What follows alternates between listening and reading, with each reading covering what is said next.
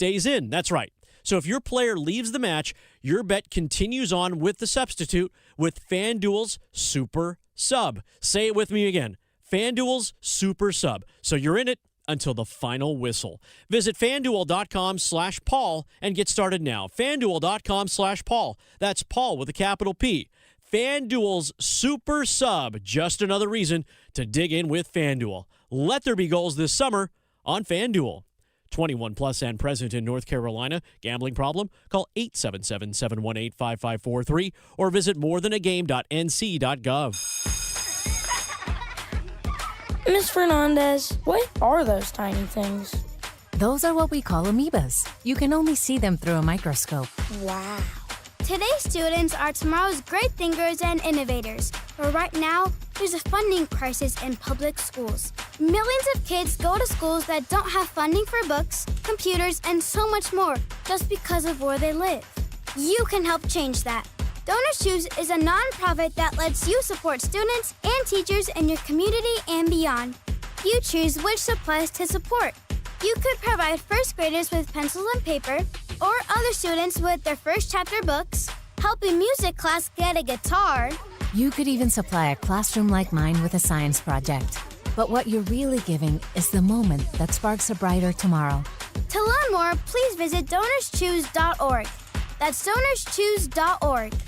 Choose students. Shape the future. I'm Dr. Silas Norman. As a kidney transplant physician, I'm telling you that kidney failure is often preventable. Talk to your doctor. Get your kidneys checked. We're the American Kidney Fund. We believe in kidney health for all. Visit kidneyhealthforall.org. Joe Fallon did something smart. He saved hundreds on auto insurance switching to Progressive. With that money, he commissioned a portrait of himself. Does Joe already know what he looks like? Yes. Do guests know what he looks like? Also yes. But not as art. It's Joe's savings, and if he wants to spend it on a velvet painting of himself with a white tiger at his feet, we say, roar, Joe, roar. Switch and see if you could save with Progressive and treat yourself. Progressive Casualty Insurance Company and Affiliates. This hour of the Triangle Sports Leader is powered by Ritchie Law Firm, injury lawyers. Ritchie Law is on top of it. Go to ritchielaw.com. That's ritchielaw.com. They score! Broadcasting live from the Eagle Leasing Storage Studio. WCMC HD1 Holly Springs. 99.9 The Fan. The Canes light the lamp here. I'm WRAL meteorologist Elizabeth Gardner. After yesterday's front, we've had a nice drop in humidity, so feeling a bit more comfortable out there this afternoon. We'll see mostly sunny skies with a high of 89. Nice and cool tonight, mid-60s under clear skies. And then tomorrow we'll see sunshine, but it starts to get a bit hotter again with a high of 93. 3 o'clock check of your money. Dow Jones up 222 points today to 51,889.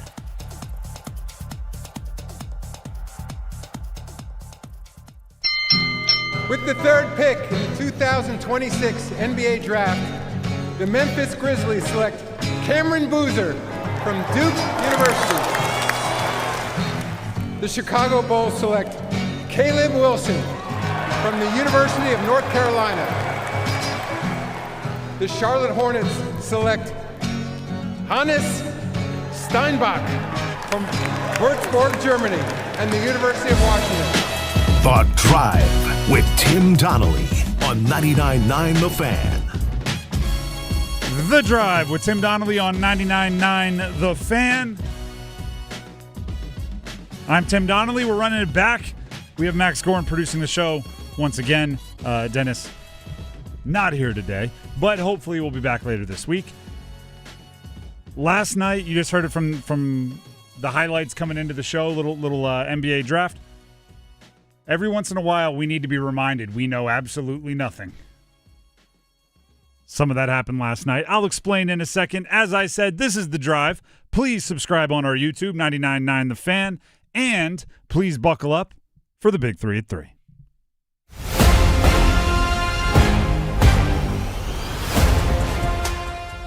Number one will be NBA draft reaction. Local guys, both good and bad. But first, The Big 3 at 3 is presented by Maynard Service Company, heating, cooling, plumbing, electric. It says it right there in the logo. Check them out online, MaynorServices.com, MAYNOR Services.com. So let's be real. Here in the Triangle, we've been feeling pretty good about ourselves, right? This is the year the Canes are different. They went on to win the Cup. Cam Boozer, Caleb Wilson, they're going to be number 3 and number 4. They went exactly number 3 and number 4. Matter of fact, the top 5 in last night's NBA draft, maybe even the top 10, made you feel like, oh, I know, I see the field, everybody. I'm getting it right. Granted, everybody did, right? It was a very predictable top group of players. But then you got to the 20s. And then you got to the mid-20s. And then you got to the late 20s. And you're looking around, and Isaiah Evans and Henry Vesar are both still on the board. And you start going, maybe I don't know as much as I thought I knew. Because I watched both of those guys play for Isaiah Evans last 2 years at Duke, for Henry Vesar this year at UNC, including the games when Caleb Wilson was hurt and he turned into what I believe is one of the best handful of players in the entire country. And both of them went undrafted in the first. And, yeah, watching Cameron Boozer and Caleb Wilson, they were undeniable. Watching A.J. DeBonsa, Darren Peterson, the guys that went at the top, it was super obvious. But I thought it was pretty obvious watching the other guys, too, that they were first-round picks. And you really start getting introspective. You really start looking at it going, talking with people that cover the NBA, talking with insiders, talking with, heck, we had Evan Brads on the show yesterday who coached Isaiah Evans. And did I phrase all those questions wrong? Right? Was I asking what makes Isaiah Evans a first rounder rather than is Isaiah Evans a first rounder? When I'm talking about Henry Vesar and I'm going I think someone's going to get a steal in the 20s, should I have been saying, will this guy get drafted in the 20s? Someone's going to get a steal in the 30s. Someone's going to get a steal in the 30s, but then you start worrying about the opportunity, right? The way I've described it for a long time, and I'll use an NFL example, is top 5 picks have 9 lives, right? If you're picked in the top 5 in an NFL draft, particularly if you're a quarterback, you can fail at a couple of places, and you're still brought in to compete for the starter. Meanwhile, if you are a second-round pick and you fail in 1, maybe 2 places, you're just clinging for all you can to stay hanging around in your career. The same is true in the NBA, maybe even more so. The Caleb Wilsons, the Cam Boozers, the top of the draft guys, they're good. They're set for life. I mean, their contract right now is enough that if they wanted to, they could hang around as, making minimum and doing, they're financially set. If you get down to that second round, nothing is guaranteed. And I'm not talking about just financially. I'm saying nothing is guaranteed, like an opportunity to play in the NBA is not guaranteed to a second rounder. And that becomes a very, very cold glass of water to the face to a couple of guys who could have been making, conservatively, as I'm comfortable, $3 million a year to stick around and play in college. And that is as bare, probably more than that. But $3 million is extra safe. You want to say they got some poor advice, but who knows? Some of the advisors may have thought they'd be a first-round pick. People are wrong. And mistakes aren't nefarious advice. Mistakes are mistakes. We'll talk more about it. And we'll talk about the fit for Cam Boozer and Caleb Wilson, where they were picked up there at the top. That is number 1. Let's get to number 2. Number 2. To add to the craziness of the last few days, the NHL has gone bonkers. The NHL has gone bonkers. There's been what I consider overpays. 2 of the top 10 picks in the upcoming draft have been traded. There's rumors of even bigger pieces being traded and moved, maybe a Zach Werenski. Alex Tuck appears to be on his way to free agency. There's some real big names that are rumored to be possibly available. Connor Hellebuck, rumored to be possibly available. Do you know what I think is the reason for it? There are 50% more reasons that trades can happen now than I'd say 5-10 years ago. And it goes back to what we were talking about yesterday, player empowerment, right? There used to be trades when a team wanted to trade a player because they thought it was better for them. That's still there, right? If a team wants to trade a player because they think it's better for the team, they will still do so.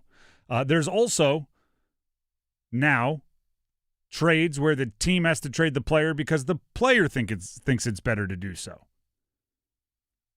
And when that happens, when a team has to trade a player because the player thinks it's better for the trade to happen, it becomes Wow. what? Sorry to interrupt, but there's actually breaking news pursuant to this very topic. I'm so curious when the breaking news is preceded by a wow. Max Gorn stepping in. What do we have? I'm fascinated. Fresh off the feed on X from Elliot Friedman, perhaps the most reputable insider in all of the NHL. Not sure how all pieces fit yet, but Alex Tuch will be traded to Washington and extended 8 by $10.5 million. Wow. Washington's loading up with, look, I didn't love that deal they made yesterday for Jordan Kyrou. I think he's a talented player, and maybe a change of scenery will be helpful for him. But, I mean, they're loading up now on some quality scoring forwards. They got Tuch. They've got Kyrou. They've got some young, talented players. They have potentially the best contract in the NHL with Alexei Protas. So Washington loading up to try to make it back to the playoffs now, acquiring Alex Tuch with a sign and trade. 8 by 10.5. It's a lot of money. It's a rising cap. Alex Tuch is 30, I believe? Yes, just turned 30. So you're looking at $10.5 million per year on the cap up until he's 38. I can do that math when it's a nice round number, starts with 30. I don't want to spoil, but this affects the blind ranking I had set up for later today. Well, you have time to adjust. That's a big, again, it's getting back to what I was saying. The NHL is going crazy It's right going now. nuts, and it's to the point now where trades are not just about roster development. They're also about asset management. You used to make a trade when you thought it would help your roster. Now you're seeing like the all right, that's good value, let's trade for it, and then we can turn these other chips into something else. Right? It's why we've seen the 25th pick and the 9th pick be traded twice in 48 hours recently. Because you made a trade, whether you're Florida, whether you're Ottawa, whether you're Washington, whoever it is, because you had to make a trade and you did the best you could in that situation. And then you had to then take the assets that you received in the trade and turn it into what you actually want. This is good for the Canes because they've already done it really, really well once. The Mikko Rantanen deal. Right? They traded for Mikko Rantanen and then realized, he doesn't want to be here. Okay, now we have to immediately turn that, which is still a high-value piece, into what we actually want and need, and it became Logan Stankoven in a bunch of picks. And down the line, too, they turned one of those picks. And by the way, looking back at the value of some of these trades from yesterday and today, the value that they were able to acquire Keandre Miller for, a late first, I think a second-round pick, and Scott Morrow, who spent much of last season in the AHL. When you consider Bowen Byram just fetched the 4th overall pick yesterday, that, and again, how many times can you say it? Eric Tulsky vindicated on all fronts on every move he ever makes. They just won the Stanley Cup, and now it's just the value keeps getting better after the fact because these other teams are spending way more on players that I would argue are not as good as the players that Carolina got, like Keandre Miller. And that's a perfect example of you traded away Mikko Rantanen and got back good value, but it wasn't what you wanted, right? You wanted more on-the-ice production. You had to settle for picks because you were just getting value, and then you turn around and turn one of those picks into Keandre Miller. That's more what you were actually looking for. It's much more of a currency game than it's ever been. And that's why you're going to – I mean, this is just the start, right? The ramping up, we're at like medium right now on the stove. Friday, it's going to be on extra boil. It's going to be on high. And that is only going to continue. And we'll continue to watch for it. There's some rumors that the Canes are in the mix. We'll get to those later on. About 3:45, we'll really dive into the biggest rumor that the Canes have been mentioned on. And yes, it does involve Alexander Nikishin. That is number 2. Let's get to number 3. Number 3. Speaking of the Canes, their owner, Tom Dundon, was on the Spittin Chiclets podcast. And credit to those guys for getting Tom Dundon to open up, right? He was much more chill, less corporate than we've seen. And we'll play some of this audio for you throughout the show. Don't have a lot of time now, but I do want to talk about stuff that you just never would expect someone to admit. Go to the one about him trying to buy an NBA team. So Tom Dundon kind of stumbled into the Carolina Hurricanes, which we can now joke about because they won the Cup, and obviously he did a great job with it. But here's Tom Dundon on Spittin Chiclets on how he became the owner of the Carolina Hurricanes. Yeah, so I tried to buy NBA before NHL, and I didn't get it done. And then that's how I ended up with this team. Is the banker, when I kept failing, he called and was like, I can get you a team. And like I said, I thought they were in Charlotte. I didn't know they were in Raleigh. He was like, I get you a team, it's Carolina Hurricanes. I'm like, what? And I guess they had a sale fall through. And so they called me. And so I ended up doing it like pretty quickly. What a sliding doors moment. How about that banker?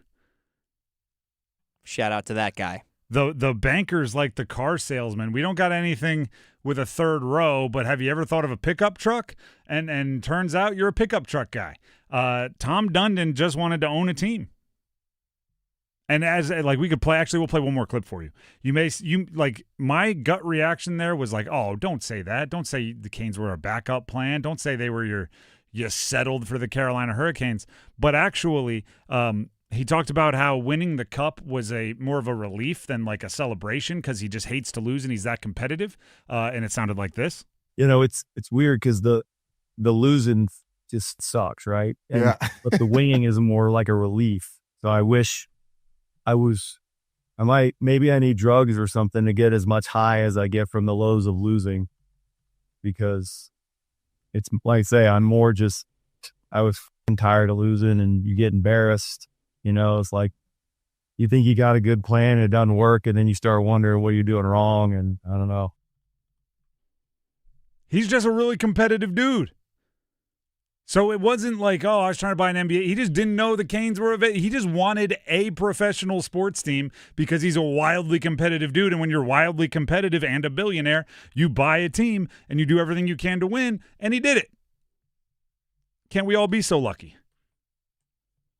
He's going to be paying a lot of attention to the Blazers now. Maybe, kick a couple percentages our way. I don't know. I'm competitive also.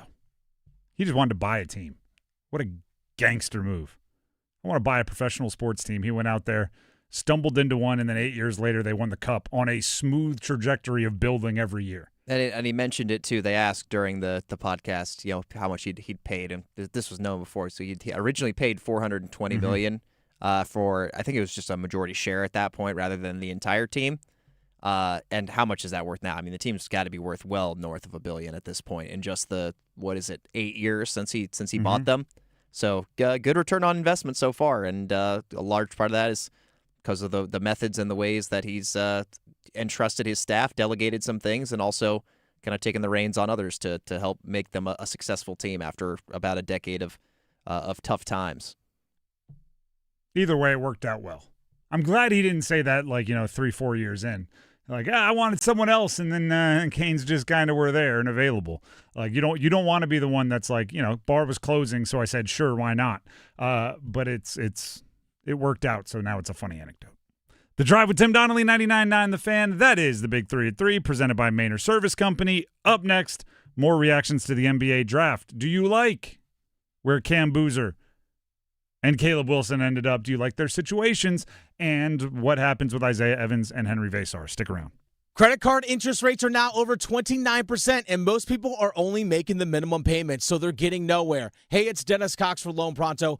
But here's what many homeowners don't realize. Using the equity in your home, you can easily access hundreds of thousands in cash. With Loan Pronto's Rapid Equity Loan, you can pay off your credit cards, your existing HELOC, your car loans, or get money for that home improvement project. One client just got $100,000 approved and saved over $1,500 a month.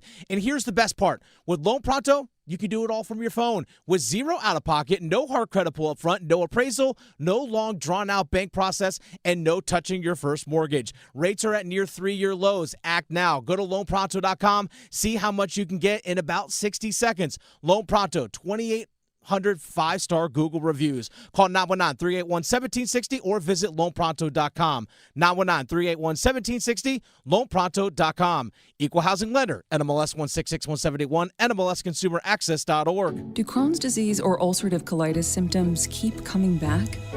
Tremfya, guselkumab, may help, with rapid remission achieved at 12 weeks and lasting clinical remission at 1 year. Some even saw visible improvement of their intestinal lining at 12 weeks and 1 year.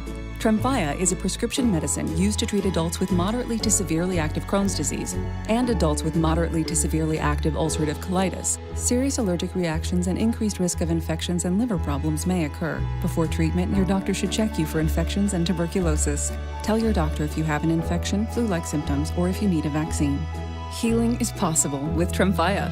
Approximately 3 out of 10 patients were in endoscopic remission at 1 year, based on areas visualized on colonoscopy, which may not represent the deeper bowel layer or entire GI tract. Individual results may vary. Ask your doctor about Tremfya today.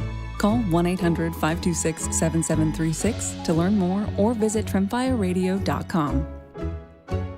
With the third pick in the 2026 NBA Draft, the Memphis Grizzlies select Cameron Boozer from Duke University.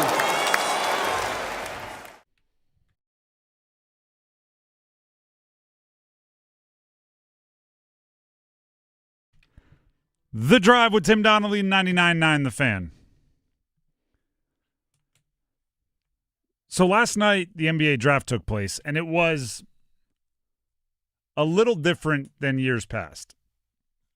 And the reason why I say that is last year there's an image standing out to me of Cooper Flagg drafted first, and then he's doing his interviews at the time when Con Knipple got drafted. And he immediately starts going crazy and cheering for Con. They were college roommates, and right, he only had to wait from the first pick to the fourth pick. And then it wasn't that long after that, Kamon Malawash was drafted. And you get to the second round, and Sion James and Tyrese Proctor are going off the board. And everybody was just good vibes. Both Carolina and Duke had to have like half celebrations, half oh no's, because Cam Boozer goes third overall to the Grizzlies. That's great for him. Caleb Foster goes fourth overall to the Bulls. It's a really good spot for him. But Isaiah Evans and Henry Vasar are left undrafted, and you're worried about them. You're worried about where they end up. You're worried about the opportunities they'll be given. You're worried about why did they give up what they gave up as far as a bird in the hand in college. So for the first part of this conversation, I think we focus on the good. Cam Boozer, third to Memphis. Caleb Wilson, fourth to Chicago. And at some point, we'll flip the coin.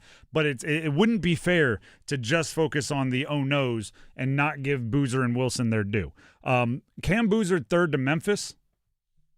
I love that for Cam Boozer for one very specific reason, and it's a very large reason. Zach Edey. Cam Boozer could, right? 6'9", but strong, right? The broad. He could be tasked with guarding guys bigger than his size or asked to do some rim protecting, and that's not his game and shouldn't be his game. When Zach Edey's on the floor, Cam Boozer gets to spread his wings in whatever direction he wants. The versatility, he can handle, he can face up, he can shoot. He could go down low if he wanted to and try to bully the smaller defenders that he is going to draw because Zach Edey is going to draw the bigger defenders. It's a really interesting spot for Cam Boozer to take the next step in his career. Yeah, they mentioned in the broadcast how him going there will help unlock really good high-low action with Zach Edey. And that is an underrated part of Cameron Boozer's game is his passing ability as well down there in the pivot. He really is a complete all-around player, and I think that's gonna show. And when you have that 7-foot whatever guy, I don't even know what it is with Zach Edey. I wanted to say like 7'4". I think it's something around there, but I think that's what he's listed at. It's going to help unlock him. It's going to really help Memphis kind of usher in a new era because assuming they move on from Ja Morant, which is the popular rumor, as they just kind of go full rebuild, those two are going to be key pieces down there in the front court, hopefully for many years to come for them. And it's not like the post passing is great. You go high post, you go short corner, you can do a lot of stuff. But also, I see Cam Boozer fairly early in his career expanding his range to the NBA 3-point line and being comfortable there. The comparison that's thrown out there a lot is Kevin Love. And it really took Kevin Love until he got to Cleveland to become like that marksman. I don't think in modern NBA it'll take you that long when you have a skill set like Cam Boozer. So if he becomes a 6'9", plays everywhere, Zach Edey takes care of the dirty work, I think that's a really impressive move for Memphis. I'm a little bit more intrigued by what happens with Caleb Wilson in Chicago. Now, I like both of them I call center of the plate, right? Like if you're ordering Memphis or you're ordering Chicago at a restaurant, they're the steak, right? They're the protein in the middle of the plate. But with Caleb Wilson, maybe Buzelis is kind of the other guy that they're going to build around, and he's much more like power forwardy. Is Caleb Wilson going to be the tallest guy on the floor for Chicago a decent amount? And if so, that's a really unique situation because he didn't do that often for Carolina, and so much of what I hope he's able to do involves developing his perimeter game. Obviously, if he puts on 20 pounds, he could, right? He's 6'10", 6'11". He could play that 5, guard bigs and everything. But I don't know if that's the best utilization of his skills. So what they do to make sure that Caleb Wilson continues to develop into what I think he could be an oversized 3, let alone putting him down there at the 5. But he's not that yet. Right? So the way I expected his development to go, and hopefully it still does, is he plays some power forward. He plays the 4 while learning how to handle the ball a little bit better at the NBA level, developing the shot, all of those things. I don't want him to be at the 5 and trying to develop skills at 3 because it's there's just one more degree of separation there. But they're both good, and they're going to do everything they can to develop them. And if they're putting like Buzelis' development above Caleb Wilson's, that just means Chicago has no clue what they're doing. Well, they don't have the best track record in terms of management over the last, I would say, Since decade Derrick and a Rose. half at least, or even if you want to go all the way back to the last dance with Jordan and the friction that was there with Krause and everything. Not a great track record for the management over the last however many years. So hopefully they can get this one right and hit his development, because I think if they could unlock some kind of jump shot for Caleb Wilson, now the sky really is the limit, because we know what a freak athlete and already good defender he is.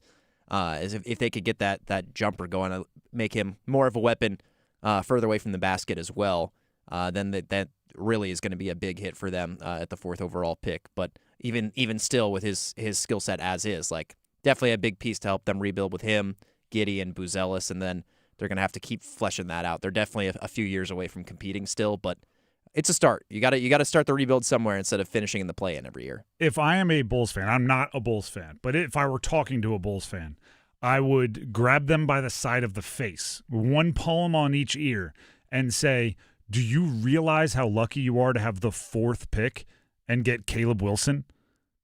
Most drafts, if not darn near all drafts, we're talking like 95%. You with the 4th pick, you're not even entertaining the possibility of Caleb Wilson falling down. Right. You're going like, well, okay, the top 2 will be blah, blah, blah, and Caleb Wilson. What else should we prepare for? And unless you're talking about trading up, you don't even do that. Same with Cam Boozer, by the way. Yeah, we definitely have some bias in this area, having seen a lot of Boozer and Wilson, but it just speaks to all the talent at the top of the draft. Like, how good are DeBonsa and Darren Peterson going to be for them to go above them? The fact, I'll admit, I'm a homer, right? Like, I ACC, triangle, Duke, Carolina State. Like, I follow them. I watch every game. I am a homer. The fact that I didn't open the show going, DeBonsa? Really? Peterson over Boozer and over Wilson? Like, that shows how good those guys are. There's not a wrong pick in those 4, but the way it went, I'm fine with it because the other 2 guys have shown insane ability as well. But that doesn't mean that it's not any more fortunate to the teams picking 3 and 4 that those 2 guys were sitting there.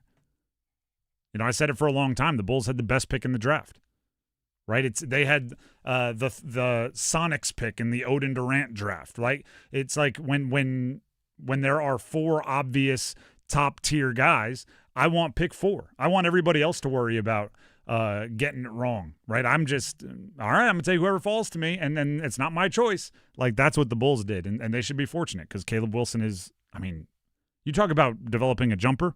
He doesn't have to shoot 39.5% from 3. If he shoots 36% from 3, he becomes an eventual All-NBA candidate. Because if you have to close out on him at the three-point line, that first step will get your help defense dunked on often. And we've seen it. The Drive with Tim Donnelly, 99.9 The Fan. Later in the show, we will get to the maybe less exciting points from yesterday's draft, which hopefully will be a very exciting part of the second round, very early on for Vasar and Evans. But Boozer and Wilson, they're living out their dream. They're going to be playing in the NBA and giving the keys to a couple of pretty good franchises. Up next here on The Drive, we will get to the Dean's List, focus on the part of the sporting world that those guys just left, the college sports world. Next. Congratulations to the 2026 Stanley Cup champion Carolina Hurricanes. Brought to you by TimberTech Decking and Railing. Order free samples at TimberTech.com. TimberTech, everything wood should be. Leaves, water, debris. Hi, this is Holly with RoofWorks. There are a lot of things that can wreak havoc on your commercial property, and we are proud to be there for our dedicated customers that depend on us. From helping to design and build the roof for new construction, to maintenance, repair, and replacements, we've got the experience that you can count on. At RoofWorks, we don't want to be the biggest, we just want to be the best. Visit us at roofworks.com. That's roof, WERKS.com. Why'd I go to the doctor? Working on the farm, my heart kept skipping a beat. I didn't think much of it, but my daughters made me get checked out. Turns out I have atrial fibrillation, which increases the risk of stroke about 5 times. Symptoms like irregular heartbeat, heart racing, chest pain, shortness of breath, fatigue, or lightheadedness can come and go. But if it's AFib, the risk of stroke remains. If you have symptoms, contact a doctor. I'm so glad I did. Visit notimetowait.com. Sponsored by Bristol-Myers Squibb and Pfizer. We race to add space here at Eagle Leasing, formerly Containers for Less. Order your storage container at eagleleasing.com or call 1-800-GATE-EAGLE and we'll have it delivered on site like that. I'm Mike Eagle, and you see us everywhere. We're Eagle Leasing. Jane Dawson did something smart. She saved hundreds on auto insurance switching to Progressive. With the money she saved, she got herself a pricey bird feeder with an ultra-high-def camera. Should Jane have just bought a regular bird feeder? Yes. Is it hard for her to admire nature when the camera doubles as the bird's potty? Also, yes. But it's Jane's savings, and if she wants to spend her time watching the digestive habits of the white-breasted nuthatch, we say you go, girl. Switch and see if you could save with Progressive and treat yourself. Progressive Casualty Insurance Company and Affiliates.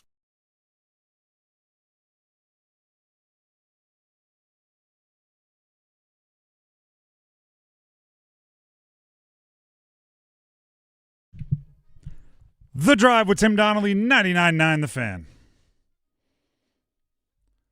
We did talk NBA draft before the break, and I got to rambling about the local college products. Before we get to the Dean's List, Max, as our resident Hornets attention giver, what'd you think about the Hornets draft? Max is locked in. This is fun. Max, is there something going on in the NHL? Every time you get locked in on your computer now. I'm just refreshing to make sure that's not the case. Okay.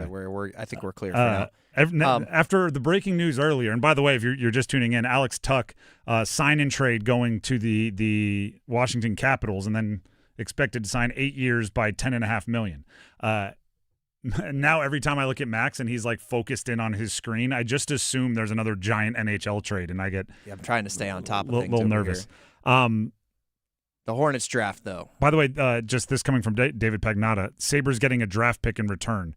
It's probably like a fifth, which is higher than what Tampa got for Radish, is what they're saying. I think they got a fifth, so maybe it's like a fourth or third. Just that is what it is. We didn't talk at all about the Hornets draft, and just because the Hornets did capture our attention there for a little bit at the end of the regular season, 2 minutes or less, and we'll come back to it later in the show, but 2 minutes or less, what'd you think of the Hornets draft? Well, maybe they only got your attention at the end of the season, but they had mine the whole season. But I love that part where they got double digits below 500. That's just attention grabbing. Well, it doesn't have to be good attention. Sometimes there's just attention anyway. I meant obviously the part where they turned it around and got it rolling. Of course. No, I know. Until the end of the play-in rounds when they absolutely gave it all back. Yes, the second game was terrible. I like it. So they get Hans Steinbach with the 14th pick. I had not admittedly watched a lot of him in college because Washington was not good this past season, but he actually led the country in rebounds. Had, I think, 22 double-doubles last season. And is just an animal on both sides on the glass. He can also shoot a little bit for a big man.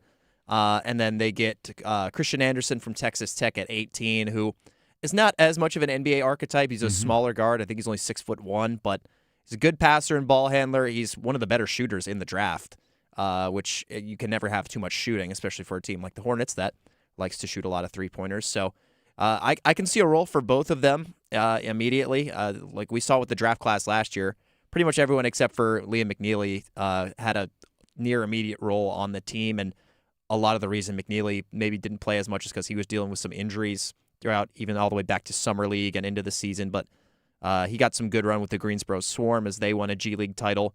But I think these two will make some sort of immediate impact. The front court of Steinbach and Moussa Diabate at the same time is going to be an offensive rebounding machine. They're going to get a lot of second chance points with those two on the floor. It's going to be a lot of rebound and kick out for three, and that is what the Hornets like to do. It is I think last night was a step in they're going to continue slowly building portion of their build. They were not saying they didn't maybe think about it, but not going for that, hey, let's push. We had a good end of the season. Let's push all our chips in the middle and see what happens. Much more of a, well, check.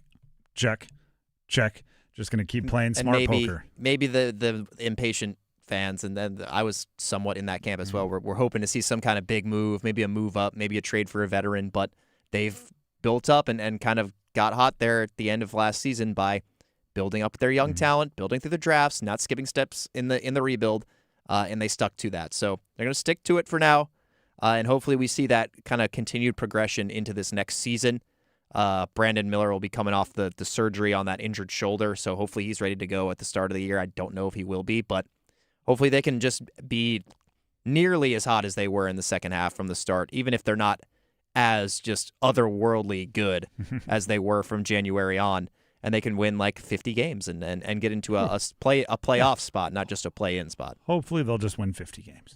The Drive with Tim Donnelly, 99.9 The Fan. We'll get back to the NBA draft, but in the meantime, it is time to have a little look at the Dean's List.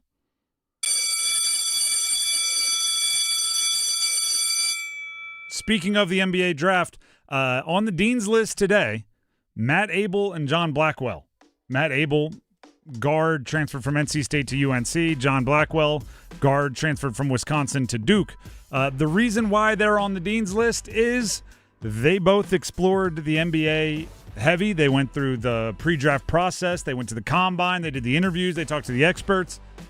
And they decided to go back to college, where I'm guessing at Carolina and Duke, they will be very well compensated financially and in experience. But also, they get another year to build their NBA prospect card and hopefully up their draft status.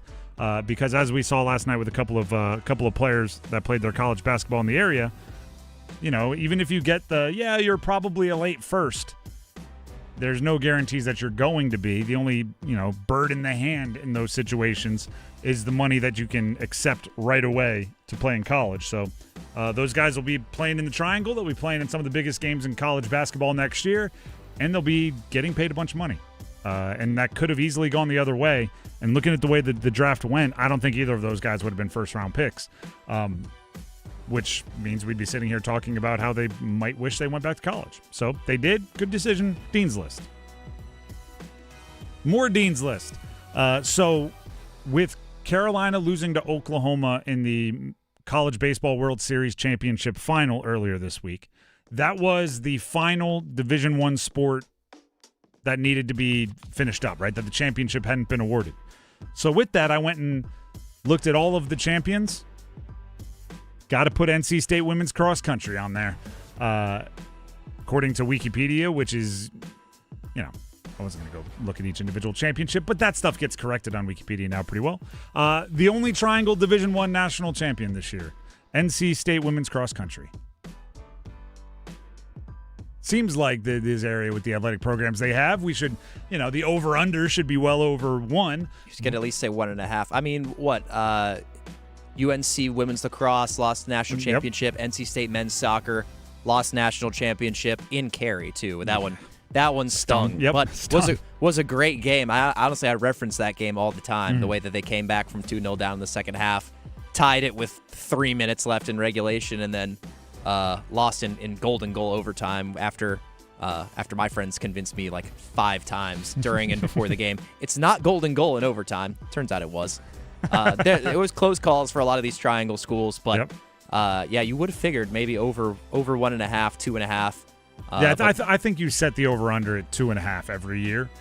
Men's and women's combined, the programs we have, especially if you want to include like a Wake Forest or something, or just to get a couple extra swings at it. But at least there were 1. And I covered Virginia Tech for a while, flagship at Virginia Tech over there in Blacksburg. They still have zero NCAA team sanction. Don't they have a bass fishing national championship? They have a individual wrestler, I believe. But team sports, they have none. So still pretty impressive that they continue to be, meaning the ones in this area, still crank them out at a pretty good clip. But NC State women's cross country, the only ones to do it this year. Do you have any Dean's Listers you'd like to throw out there, Max? I have one from the chat, actually. Okay, let's hear from Loud Pock Luke. Christopher Vizina needs to be on the Dean's List. Future ACC and national champion. Go Tigers. I guess this guy is a Clemson fan. Christopher Vizina? Is that what they said? Yes, I believe that is what is that? That's the future quarterback of the Clemson Tigers. No. Oh, is that? I don't pay a ton of. Just put him on the Dean's List because he's going to have a good year, I guess. Okay. I'm looking it up now. It does look like he is expected to be a perceived QB1 for Clemson. I guess they got to replace Klubnik. I didn't have one, so shout out Luke. All right, Christopher Vizina. I'll look into him. Have not watched any of the Clemson Tigers Birmingham. He's from Birmingham? How does Clemson get a quarterback from Birmingham? Alabama's lost their fastball. He drove by Alabama and Auburn and all the schools you had to drive by to end up in Clemson? Because he knew the ACC is where the real football is played. I imagine that was a nice check that Clemson cut. More Dean's List, and I just have one more here for you. Just because it's a crazy stat. I'm trying to spin the positive of the draft last night a little bit. Duke and Carolina basketball. Cameron Boozer and Caleb Wilson were both top 4 picks in last night's NBA draft. It is the first time that Duke and UNC both had top 5 picks in the same draft since 1989. That's another one of those things that just seems like, how?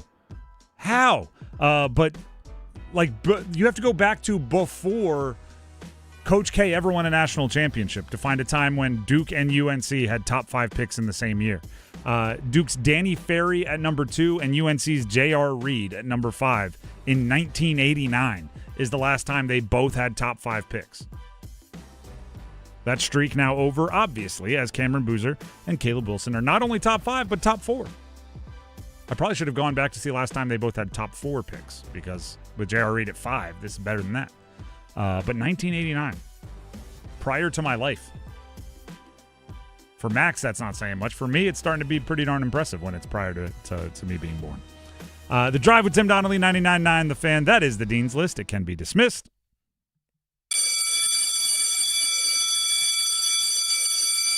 The NHL has gone pretty darn haywire in the last 48 hours. Trades in every direction, sign-in trades now getting into the mix, money being spent in a lot of ways. Will Carolina get involved, and how much do you put in all this Alexander Nikishin talk? Stick around. All right, Coach, you got a friend of a friend who knows about a stock. And, stock tip.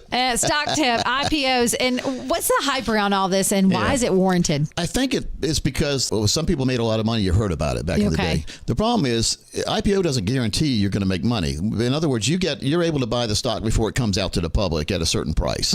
And technically, you're not supposed to dump it right away. You're supposed to hold it for 6 months or they won't let you be in any more IPOs. So it'll come out real quick and go up high sometimes when the frenzy is there. Sometimes it doesn't go up at all, though. Sometimes it goes down from your IPO value. So there's no guarantee you're going to make money in IPO. Don't put all your money in. Maybe you buy 100 shares and put them away forever. If you could have IPO'd and got bet in the Tesla IPO, you'd be sitting pretty. But if some of the other companies have IPO'd and gone out of business, too. Never put all your money in one place. Get a real plan and a real planning team. If you call right now, we'll give you a real plan at no cost or obligation. 919-794-7900 or text Amanda to 600-700. Amanda Daughtry is a paid spokesperson. Investment advisory services offered by Capital Financial Advisory Group, a North Carolina registered investment advisor. Victoria Vodnecker here from 99.9 The Fan with Dr. Brenna Houlihan from Wake Med. She's here to educate us a little bit more on Men's Health Month. Now, we've been talking about colonoscopies and whether someone is considering or not to have colorectal cancer screenings because they're experiencing some irregular symptoms. What are those symptoms that people might see that you would recommend they seek care for? So some of the symptoms you see is really just change in your bowel habits. You know, you go from being sort of regular one way, it gets skinnier, it changes in consistency. That's something to keep in mind. And as well as bleeding. However, most colon cancers are asymptomatic or without any symptoms for a very long time. So even if you're not having those symptoms, make sure you stay within those screening windows and make sure you're getting those screening colonoscopies, even if you don't have a single symptom. Wow, really important to pay super close attention to certain things. Well, thank you so much, Dr. Houlihan. And if you have any questions or want to find a provider local to you, you can visit wakemed.org. It's bow time. Ordering Bojangles Bow Bites is the easiest choice you'll make today. The bite-sized hand-breaded chicken is fried to crispy perfection, making it perfect for sharing, snacking, or when you're on the go. Just don't call it a nugget. The only hard part is choosing from our 6 dipping sauces. We've got a sauce for every kind of craving, from our creamy house-made ranch to our sweet and spicy peach honey pepper sauce. It all depends on what kind of mood you're in. Head to your nearest Bojangles today and discover the dippable, shareable, and craveable Bow Bites. It's bow time. There's no time like bow time. Time to head on over to Bojangles to try Bojangles' new Bow Bites. Bite-sized hand-breaded chicken fried to crispy perfection. On the go, they're perfect for snacking or sharing. Dipped in your favorite sauce like creamy house-made ranch or peach honey pepper, they're the perfect way to satisfy your craving for flavor and value. Try Bojangles' new Bow Bites. It's an easy choice to make when it's bow time. Slavin's going to go for a change. Out comes Nikishin. Got that bomb and he scores! Game over! Alexander Nikishin's first overtime game winner, and the Canes take it 4-3. The Drive with Tim Donnelly, 99.9 The Fan. So in the last 48 hours, we've had, Simone Nemitz traded. We've had Jordan Kyrou traded. We've had Alex Tuck signed and traded. We've had, if you want to go back 72 hours, Brady Tkachuk traded. There's been, what am I missing? There's at least one or two more. There's been a lot in the NHL. And as anybody that's ever followed, been a fan of any team, when there are moves to be made, there are two types of fans. There are fans that immediately go, whoa, whoa, whoa, whoa, whoa, whoa, whoa, whoa, because they don't like change, right? And they're just immediately like, I don't want to see any of my precious these players that I have grown accustomed to cheering for. I know their stories. I've seen them play through injuries. If any of them are traded, I will be hurt. And then there's the fan number two, which is like FOMO fan. Everybody's making moves. Why aren't we making moves? Everybody's getting better. Why aren't we getting better? Well, I have something that will equally scare the first group and perhaps excite the second group. Darren Dreger, who is those national insiders that are all out there competing for who gets the information first. He's TSN, tweeted this out this morning, actually. It was 11:38. Felt like afternoon when I read it, but it was the morning. Multiple teams have confirmed Carolina is considering trade involving Alexander Nikishin. The 24-year-old Stanley Cup champion is a pending restricted free agent, so the Canes are weighing trade interest versus extension. That right there is enough for the change-terrified fans to go, no! No! Alexander Nikishin was the player that had been promised, the prospect with all the hype for so long. You got him for 1 year, and you won the Stanley Cup, and now you want to send him away? No. Not to mention that there's going to be a move eventually. I'm not even saying it's this offseason, but eventually you're going to learn that one of the skaters from the Stanley Cup team is going to move on, and that's going to hurt anyway. But with it being Alexander Nikishin, a guy who is still seen as so high potential and hasn't lived up to it quite yet, you don't want to send him elsewhere and have him reach that potential. So I hear that group. I also look across the way and see the group that's having a little FOMO and understand where they're coming from. Because there are young defensemen that are bringing back quite a bit of value out there in the trade market. And if Alexander Nikishin is asking for the sun, the moon, and the stars in the contract negotiations, and you're looking around going, if we can get our socks knocked off by one of these offers, we could not have to pay Alexander Nikishin so darn much and perhaps bring back some value that exceeds what we think we'd get from him. It wouldn't be that surprising if the negotiations were going in a fashion like that, where perhaps the ask is more than Carolina was looking to spend. There has been already some friction in the past between his agent and the Carolina front office. So rumored, but yes. Rumored. But if that got rehashed at this time as they're trying to iron out an extension, that wouldn't be the most shocking thing in the world. Now, I would hope after they have rejected, again, reportedly, many trades involving Alexander Nikishin over the years as they waited for him to come over to North America from Russia. I hope that they're able to work something out and he's able to stay and they can get some kind of extension worked out. But I do believe that if they do decide to move him, Eric Tulsky's going to get a good value. It's not going to be just for some any Joe Schmo, top six defenseman that would just kind of fill in. And it's not going to be just for some, a couple of like second round draft picks or a late first. Like, if they do decide to make a move for this guy who they've coveted very highly for the last couple of years, they're going to get somebody pretty good back. So here's the way I look at it. There was a movie, maybe a TV show, but it was a political drama. And it was either the president or a general, somebody had ordered aircraft carriers into a faraway bay or where a fight was going on. And the aircraft carriers say we're in America and they had to get halfway around the world. So he ordered them to go, and everybody was real worried because it's like, oh no, we're going to engage. We're going to be in this war. Oh no. And eventually to one of his advisors, he said that, there's a difference between boats being there and boats being on the way there. Right? Because at any point in time, he could call them up and say, turn around, come home. Right? And they would have never engaged. They would have never been in the war. There is a massive difference between talking about Alexander Nikishin's value and making a trade, right? The boats can be on the way to a trade, but until you agree to it, nothing has happened. You have not engaged in war. You know what I mean? So Eric Tulsky, and as we heard in the podcast, the Spittin Chiclets podcast that Tom Dundon, the owner, was just on, they want to be involved in every trade. They want to know. They want to talk. Tom Dundon has openly said the most frustrating part of being an owner is when a trade happens and he didn't know what was going on. And I'm not talking about a trade that the Canes make. I'm talking about a trade anywhere in the NHL and they didn't know what was going on. So if like the what is it, Bowen? Goodness gracious, the fourth overall pick was traded for Bowen Byram. I want to say Byron Boehm, and I knew that wasn't right. Bowen Byram.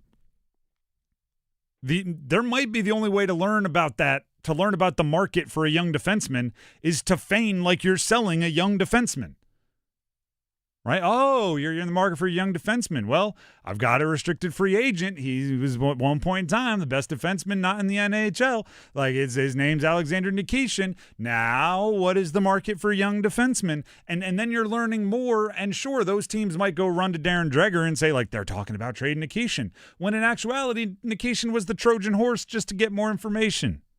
Now, I'm not saying that is what's happening, but I'm saying there is a big difference between boats being on the way to a trade and getting to the end of that journey. Now, I also want to say this. I found the quote that I referenced yesterday, and I want to give him credit. It was on The Sheet podcast. It's a Daily Faceoff production. Eric Tolsky said, this is since the season ended, so within the last week. He was asked what he looks for when staffing his front office. He said, we look for people who are thoughtful and creative and willing to take risks and able to communicate well. And we don't really get hung up on their background. When one of the first things you say about people you want to hire in the front office is willing to take risks, that's not a team that's going to sit back and say, we won the cup, we're not changing anything by rule. They might not change anything. They might not make any trades. They might extend on a bridge deal Alexander Nikishin. They might. But that doesn't sound very risky, does it? Why would you need to have people in your room that are willing to take risks unless you were going to entertain taking risks? Especially when you look around and you see young defensemen going for a boatload. Especially when, like, I don't like, what is it? Idle hands get in trouble. I forget what the saying is. You don't have much else to do. There are teams out there with urgent needs that they have to solve this offseason. The Canes really don't. So you're not just going to sit around and do nothing. Yeah, call about Alexander Nikishin. Ask for the moon and the stars in a trade. We went through this about the middle of the season, right? Because I remember during the Olympic break, Alexander Nikishin was rumored to be in some trade talks, and I don't know if it was actually the rumors mentioned Quinn Hughes or if we just connected the dots and assumed they were for a Quinn Hughes trade. But I vividly remember in the Olympics, Quinn Hughes made like either a game winner in overtime or something. And as we were celebrating, I was screaming, that's the only reason you put Nikishin in the talks. That's the only reason. Like, if there's a Quinn Hughes level player out there and it takes Alexander Nikishin being in the talks for you to find out if you want to be in that bidding war, yeah, you do it. If it's Zach Werenski, yeah, you do it. I'm not saying you do the trade. I'm saying you put him in the talks to learn more about the trade. And I can already tell right now the change-averse amongst us are freaking out because Alexander Nikishin is your guy. And I completely understand that, but you should be prepared. I'm not saying it's going to happen, but it might. Try to work your head around it. And the other thing I would say is this. You know, I retweeted the quote that I just gave you from the Sheet podcast where Eric Tolsky is talking about wanting front office staffers that are willing to take risks. And I said something along the lines of, like, you know, don't be surprised if they take some risks this offseason, even if the fans hate it. And there was a little pushback on, like, Eric Tolsky doesn't care about the fans and what they think anymore. I don't think, and this is just my reading of the situation. Keep in mind, I've watched every interview. I've had him on the show. I don't think Eric Tolsky makes decisions based on what the fans think or want. He strikes me as every single decision is they make the decision that they think is best for the team. And it seems like he's always making decisions that fans like because they all turn out pretty good so far. And we always go back and retroactively change our thoughts to like every trade that turns out well. I don't know if fans have liked every move he's made in the moment, but he liked those moves when those players were the reason they were winning playoff games. And I think this would be another swing at that if it happens. It would be disliked in the moment, but if it ends up being better for the team in the long run, we'll all pretend like we liked it the whole time. So buckle up. Could get a little crazy. It's already getting crazy around the league, but could it get crazy for us? You can take advantage of an arms race. If everyone else is out there trying to keep pace, they're like, oh, they got Byram and they got Kachuk and they got Tuck and we need to do something and we'll spend whatever it takes. That's when you want to be selling. Third-round pick, by the way. It has been confirmed. Third-round pick is what the Sabres are getting back from the Caps as part of the Alex Tuck sign and trade. That's what the Canes got back for Gensel, right, in that kind of situation? I believe that was a third. Something tells me fifth in my head, but I think it was a third. Yeah, I think it was a third. So, man, trading the rights and all that makes sense. $10.5 million, $8. So we're again well over.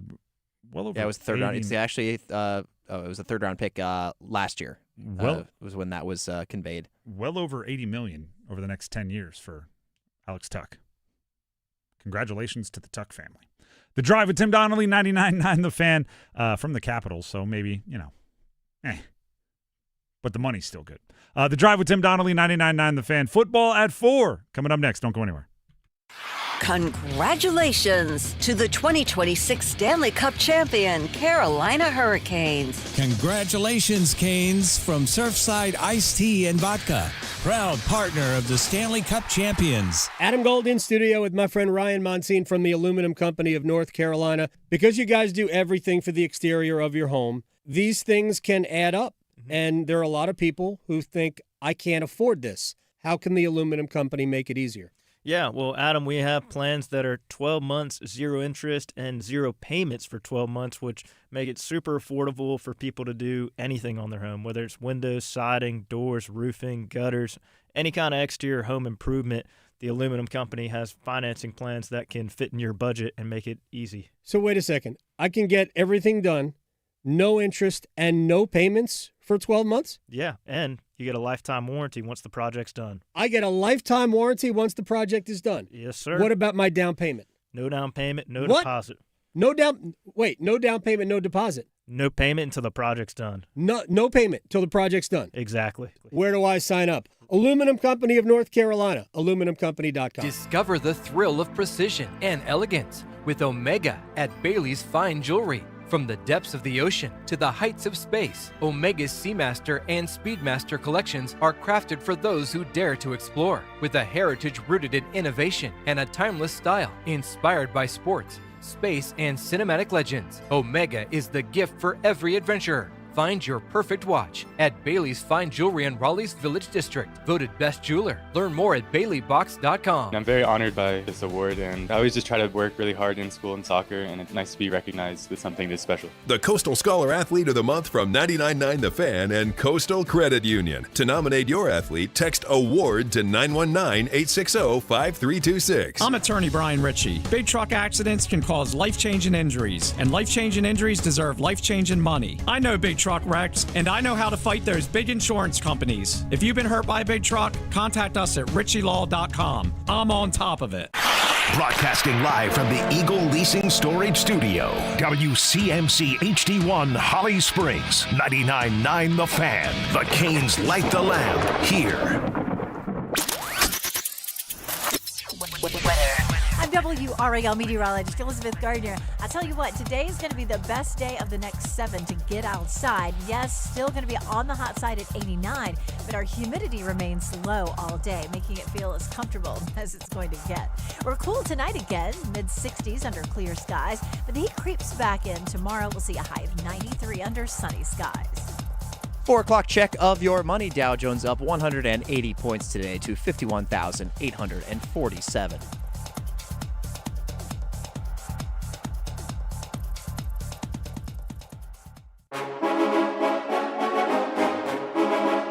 Let's move the chains. Time for Football at 4. The Drive with Tim Donnelly, 99.9 The Fan. Football at 4. 4 o'clock, we talk pigskin. Now, yesterday, in the way only the NFL offseason can do.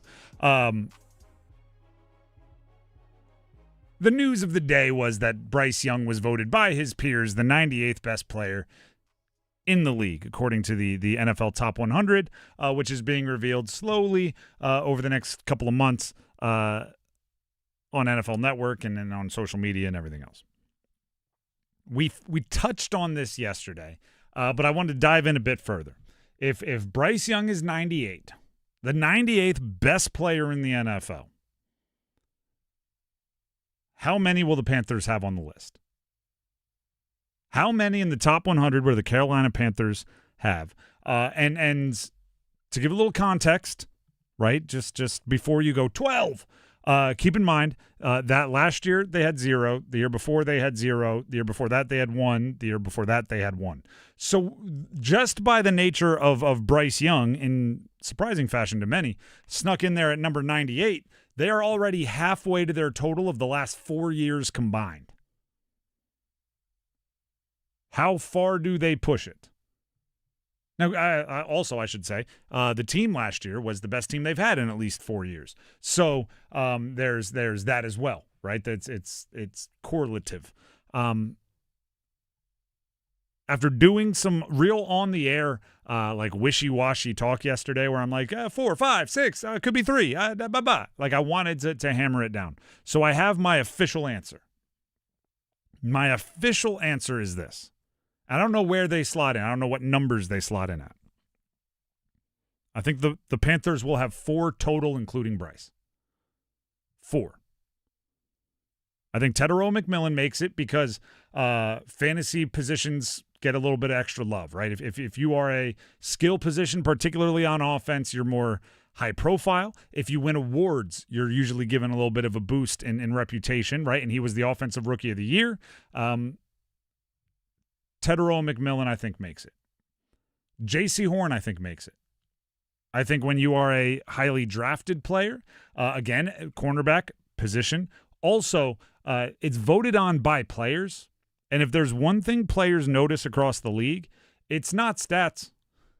It's not. You know what it is? It's money. And they pay attention to it. They may not talk about it, openly with their teammates as much as they should, but they're definitely paying attention to the cash. And when J.C. Horn signed his contract, he was the highest paid defensive back in NFL history. And I believe many people look around and say, if you want to know who's good, follow the money. So J.C. And then, by the way, he had a really good season. Yeah, he's also like a really good cornerback. He's a really good corner. Where he slots into the top, 5 to 7 corners, that's up to you, but he'll be in the top 100, right? And he got his hands on the ball more, had some real highlights. A lot of times, because this used to be mainly an NFL Network thing. Now it's mainly a social media thing. But I used to think of like what that 3-minute highlight would be when they're, because they used to have the big voice guy. Number 64, J.C. Horn. And then they would be showing highlights while interspersing them with players from around the league talking about him. There'd be a receiver going like, woo, when you're playing JC, it's about to be a long day. You're about to battle while highlights are being shown. JC Horn has some highlights from last year. One-handed interceptions, crucial interceptions, always has been a really, really good tackler for the cornerback position. So I think Devin Lloyd makes it, largely off of his last season in Jacksonville. Then my next prediction is Derek Brown and Jalen Phillips are the players that Panther fans get really, really upset with for being snubbed. One of my favorite sayings is the best indicator of future results are past results. Right? If you want to pick a player who's going to throw for 4,000 yards this year, go look at the players that have thrown for 4,000 yards most often in the last 3 or 4 years, right? Like if you've done it before and you've done it consistently, you're more likely to do it in the future. That's not to say you can't pick a breakout player, right? That's not to say you can't pick a player that's never thrown for more than 3,400 yards and they're going to throw for 4,000 now, and you might be right. I just think you're more likely to be right if you pick the guy that's done it before and done it really consistently. Well, what has happened with Derek Brown in the NFL Top 100? I think he's been a top 100 player a few times in his career already. If you're objectively just ranking the top 100, he just doesn't end up in the NFL Top 100. So he is a player that, for whatever reason, the rest of the league, the players that vote, don't give the love that they need to or should. And perhaps that's because they count sacks, and that's never been his thing. He's more of a run stuffer. And anytime you're talking defensive front, they just want to get quarterbacks on the ground. Maybe it's because everybody in this era is being judged against Aaron Donald and Chris Jones, and that's not fair. Maybe it's because he's just playing in an era of really, really good interior defensive linemen. When you mix in Jeffrey Simmons and a few others, they've got some dudes. But I think Derek Brown will be snubbed, and I think it will be incorrect, and I think we'll be mad about it, but I think that's what, like, this is a prediction, not what I think should happen. And then Jalen Phillips, similarly. The reason why an edge rusher would be seen in a different way by like teams and by fans is fairly simply if you don't get a lot of sacks but you have a lot of disruption, right? Because if you are an NFL team like the Panthers and you're giving somebody the largest free agent deal of the offseason, there's a reason for it. And Jalen Phillips has always been a disruptor. He quarterback hurries, quarterback hits, quarterback knockdowns. He has not always been a high sack total guy. And I think fans, in a lot of ways, just when you're talking about edge rushers, when you're talking about defensive front, they just, go to those NFL, give me the NFL stat leaders, sort by sacks, and boom, there's your best edges in the game. And that's not the whole scenario. Now, you hope for the Panthers' sake that he does get the quarterback on the ground more often moving forward. I think that he has that in his skill set. But until he does, I'm not sure he's going to get the love he deserves outside of the gigantic contract he just signed, which is much more important than being on an NFL Top 100. Now, you might say 4, right? And the 4 I predicted that will be on the list. Bryce Young, Tetairoa McMillan, J.C. Horn, Devin Lloyd. I don't know what order. I will predict that Bryce Young will be 98th. I don't know what order that is, other than that. It's in part, right? You may say 4 is not enough, right? Those snubs should be in there. Damian Lewis should be in there. 4 is not enough. Mike Jackson should be in there. 4 is not enough.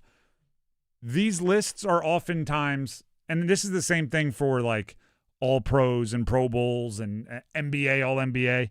I think these lists are oftentimes, they lag, right? There's usually a few players that don't deserve to be up there, but did deserve to be on it like the last 8 years prior to that. And just off name recognition, out of respect, you're given like the elder vote. And if you are a rising new player trying to break onto that list, I think you got to do it for like 2 more years sometimes. Because players respect the players they watched when they were in high school. Players respect the players they watched when they were in college. Players respect we know he's a winner, so his stats might not be what they once were, but he's still a stud. And that's why I think these lists sometimes lag a year or two. So somebody like Jalen Phillips, who I think had a really good year and obviously battled some injuries and things throughout his career, but he's got to do it and then do it like 1 more year to get on that list. And that's just a tough spot to be, right? I think there's going to be some players on the list that are almost lifetime achievement awards rather than they were good enough last year and are being predicted to be good enough this year. Like any list, it's flawed. Now, I wouldn't put out a top 100 list of my own and expect everybody to agree with it, even if I put all the work into it. So every list will be flawed. I think the Panthers get 4. And this might say something about the Panthers. I think they'll get 4, and people will be mad that it's not more, which is crazy to think of from a team that's had 2 over the last 4 years, and it was the same guy who is now playing for the Giants and will also be on that list, and Brian Burns. I know you didn't want to at least say like where you think they'd land on the list, but out of those 4, who do you think would be the highest ranked on the NFL Top 100? I think J.C. Horn will be comfortably the highest. I think he might be the only one in the top 50. I think you could see Devin Lloyd somewhere in the 70s, maybe Tetairoa McMillan in the 80s. I think you could see J.C. Horn top 45, something like that. And honestly, he probably deserves to be higher than that. He just still there's that weird Panther tax where it's like, let's see him do it again. Let's see that team be good again before we get too far out ahead of us. I think the top is, to be fair, the top 25 should be reserved for like future Hall of Famers. They're like, you got to be a dude to be up there. And if Bryce Young's on at 98, that probably means we're getting somewhere between 13 and 15 quarterbacks above him on the list. And that just eats into everything else available for other positions. If Bryce Young is seen as like a top 10 quarterback, then I think the list is flawed in a different way. Now that I've put my predictions out there, we'll see if I'm right. The other thing I'll say is this. The way the NFL Top 100 has gone thus far, and they've only put out to 95, the NFC South is seen as good, but not that good. Because they've put out whatever that is, 6 players, and 4 of them are from that division. Is that the way I remember it? Oh, Demario Davis left the New Orleans Saints. Never mind. I thought he was still in the Saints. He's number 95. Travis Etienne, New Orleans Saints, 96. Ernest Jones, Seattle, linebacker, 95. Bryce Young, 98. Quentin Nelson, Colts interior offensive lineman, 99. He might be more of a by-name guy. And then Cameron Jordan, defensive end, Saints, 100. Might be more of a name guy, but he also had double-digit sacks, so it's hard to argue with that. The Drive with Tim Donnelly, 99.9 The Fan. Before we move on, Tim Donnelly here for Kalshi. We haven't mentioned this yet, but the world's biggest soccer tournament has arrived, and it's ongoing, and there seems to be a billion games going on each day, and you can trade on every single one of them, the entire tournament on Kalshi, every match from the opening stage all the way to the final. If you are all the way in on the United States, well, guess what? They are trading at 4.9% to win the whole darn thing, which means a $100 trade would pay out over $1,900 if it happens. If you are absolutely not in, they are 95.3% to not win. That means a $100 trade would pay out about $105 if it happens. Can't go broke making a profit. The way it works, remember this, on Kalshi, is you are trading against a live market of your peers, meaning there's no house. And as the probability changes, you can buy in and out of your position. So if probabilities change, you want to go to your account, check it out, see what your options are. For a limited time, download the Kalshi app and use code TIMD. That's the Kalshi app, code TIMD, no spaces, to get $10 when you trade 10. Kalshi, Kalshi. Trade on anything. 18 plus only. Restriction and eligibility requirements apply. Event contract trading involves risk and may not be suitable for all investors. Prices, values, and available markets may differ from those mentioned. For more information, see Kalshi.com/regulatory gambling problem. Call 877-718-5543 or visit morethanagame.nc.gov. The Drive with Tim Donnelly, 99.9 The Fan. We'll get to a blind ranking and big changes coming to college sports. Stick around. Evan Canty and Michelle are unsportsmanlike. I think it's fair to speculate what version of him you're going to get. And that's why I don't think that Giannis had a year to waste when it comes to his career mortality, which is why Boston would have been the more attractive destination. There's a lot of pressure for Giannis to deliver in Miami, and I'm not quite sure that he's going to have the supporting cast to do it in year one. Mornings from 6 to 9 on 99.9 The Fan, the Triangle Sports leader. Hi friends, this is Mark Pons from Chapel Hill Tire. I get it. You don't wake up excited to schedule car maintenance. Between work, school, family activities, and everything else life throws your way, it can be tough to find the time. That's why I'm excited to share that beginning July 11th, our University Place and Crabtree locations will be open Saturdays from 8 to 5. Now you'll have one more option for taking care of your vehicle. Schedule your Saturday appointment today at chapelhilltire.com and drive happy. Hey, Green Gobbler here. So you've got a clogged drain in your bathroom. Water in the sink's overstaying its welcome. You're spitting today's toothpaste on top of yesterday's toothpaste. You hope that it'd go away. Yeah, clogs don't just go away. I make them go away. I'm Green Gobbler, the only clog dissolver you need. I'm bleach-free, safe for your pipes, and I work. Guaranteed or your money back. 'Cause I never met a clog that was gonna unclog itself. Green Gobbler. Let the gobbler get it. Having insurance isn't the same as having State Farm. It's like needing a lawyer, but getting some guy who just watches courtroom dramas. How does the defendant plead? Guilty. Wait, what? Also, objection. You object to what? Erroneous. Counsel, approach the bench. Hey, can I get a whack at the gavel?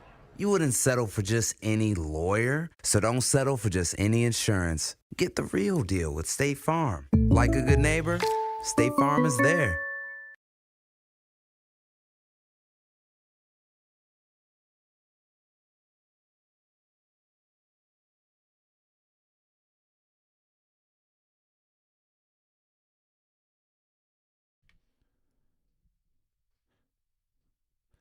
The Drive with Tim Donnelly, 99.9 The Fan.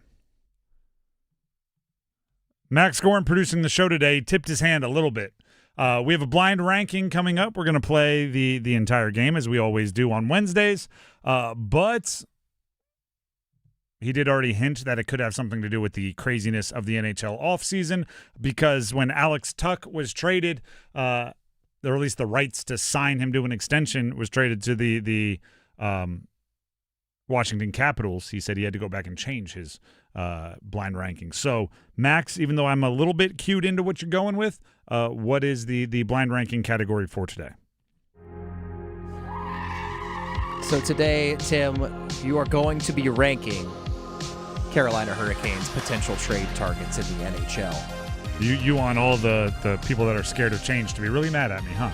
Well, look, and we're not saying that they're going to make any moves necessarily, but if they were to make a move for any of these players, just want you to rank which ones you would most like to see the Hurricanes acquire if they were going to make a move. Again, this is not you saying that you have to make a trade. Okay. So I'll defend you there.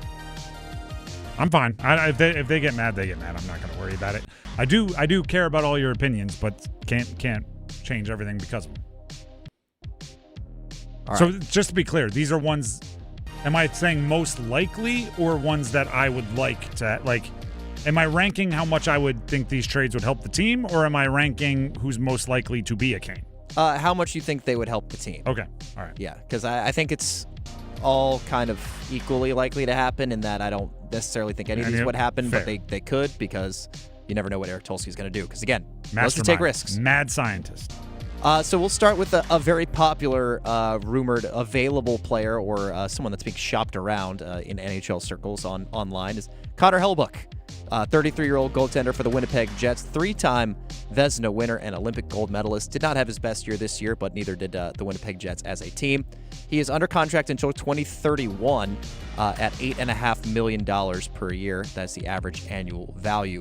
1 through 5, Tim, you've got every slot open in this blind ranking. Where do you rank him in terms of Cane's potential trade targets this offseason? I know that goalies can play a little bit deeper into life, perhaps, than some other positions and some other styles of players. I don't love that contract to a 33-year-old. Even if I think, like, oh, it'd be nice. I mean, don't get, like, I want to make sure this does not come across as me, like, hating on Hellebuyck, because the dude is a goaltender, like, in every sense of the word. I just don't think it helps that much, and I think eventually it could become an anchor. So, and by the way, shout out to Brandon Bussey. Like, don't overlook the fact that Brandon Bussey was thrust into a darn near no-win situation and won. He won the no-win situation. So shout out to him. And you've also probably, if you've been listening to the show for a couple years now, first of all, you're awesome. But you're probably not going to find a bigger Pyotr Kochetkov fan than me. So I'll put it at number 4. Out of respect to Hellebuyck, I won't put it 5 because he's, got trophies and medals and things. But no, I can't put him higher than 4. All right, this next one, honestly, I'll preface this next one by saying this is probably the most unrealistic name on the list. The next, we're going to go to Connor Bedard, 20-year-old restricted free agent for the Blackhawks, was the first overall pick in 2023. Dealt with some injuries this season, still had 75 points in 69 games. He's just under point per game for his career with 203 points in 219 games played. Connor Bedard, where would you rank him in terms of Cane's potential trade targets? Well, this is the ultimate. I have not thought about it until this very moment. He's a small forward, which that doesn't turn the Canes away. I honestly haven't watched Chicago a ton. There's been no reason to, other than him. I don't know what's his reputation for defensive hockey, because like when you're watching Bedard, you're watching for Bedard stuff, right? You're not exactly, is he back checking like he should? I think obviously he's an incredible talent. He's still not even 21 years old. Obviously the contract would be aggressive. It would be quite large. Whether it would be via trade or offer sheet, it would need to be quite a significant offer. He is a right-hand shot center, though. I'll put 2, but I don't know, but I'll put 2 because it's Connor Bedard. It would be the hard part is I don't know what it would take to get him. Right, the give up is almost as important as the get in that situation, because if you're giving up enough to truly decimate your roster, then you can't help it. But at the same time, he's a pretty darn good talent, and he's still a couple weeks away from being 21. I think offer sheet would be more of a path than trade there, but because they do have the picks. The offer sheet would even be it would still be a significant salary. 4 offer. first-round picks. Yeah, that's. It's about to in the new CBA. It's actually going to 5, but that kicks in after this offseason. So we'll move on now. So right now you've got Connor Bedard at 2 and Connor Hellebuyck at 4 on your blind ranking of Canes' potential trade targets. We'll go to another really popular one that you see online, and that's Jason Robertson. 26-year-old restricted free agent winger for the Dallas Stars. Had 96 points this season and is over a point per game in his career, 490 points in 456 games played. Dallas has some cap issues. I think I was actually reading earlier today from Pierre LeBrun in terms of the situation with him. Dallas is kind of on parallel paths where they want to work out the extension, but they're also kind of working the trade market to see what kind of value's out there if they are not able to extend him. Jason Robertson, where are you blind ranking him in terms of Canes' potential trade targets? Jason Robertson has been a apple of my eye for a while. But admittedly, I want to put my hand up. I was wrong. I thought the Canes needed a stone-cold killer scorer to win the Cup. I thought that's the one thing they were missing, and I assumed... They got it. His name was Logan Stankoven. True. He's not flirting with 50 goals a year. Yes. But it ended up being that, right? So, what I'm saying is I was wrong. I even thought that the Canes were on the same page as I was, because they did go after Gensel. They did go after Mikko Rantanen. So I was kind of sitting there going they know it. I know it. They need their stone-cold scorer. And Jason Robertson had been that guy, in my imagination. With that being said, they obviously didn't need him. This would be another offer sheet situation. Or you make the trade so you don't have to give up as much of the draft compensation. Okay, so let's say it's 3 firsts instead of 4, or some form of Nikishin and then the reports out there he wants $14 million per.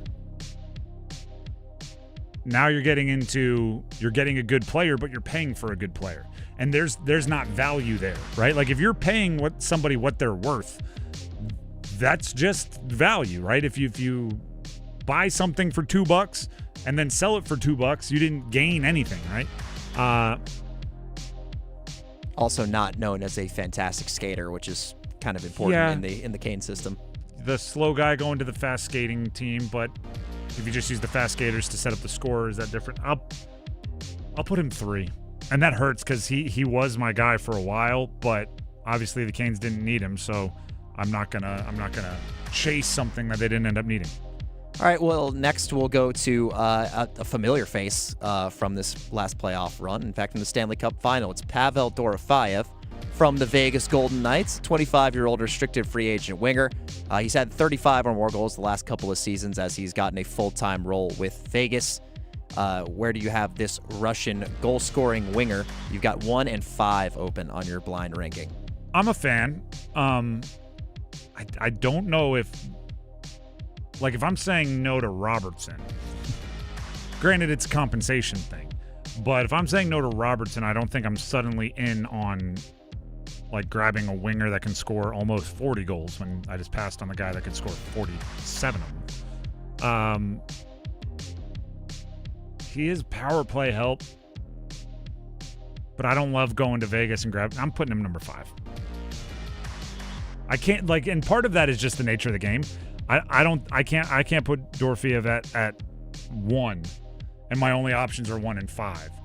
Which normally I hate giving myself 1 and 5 as my last 2, but sometimes it makes it easy. That's just the game. That's the blind ranking game, right? A lot of times I like keeping the middle open because then you're not super wrong.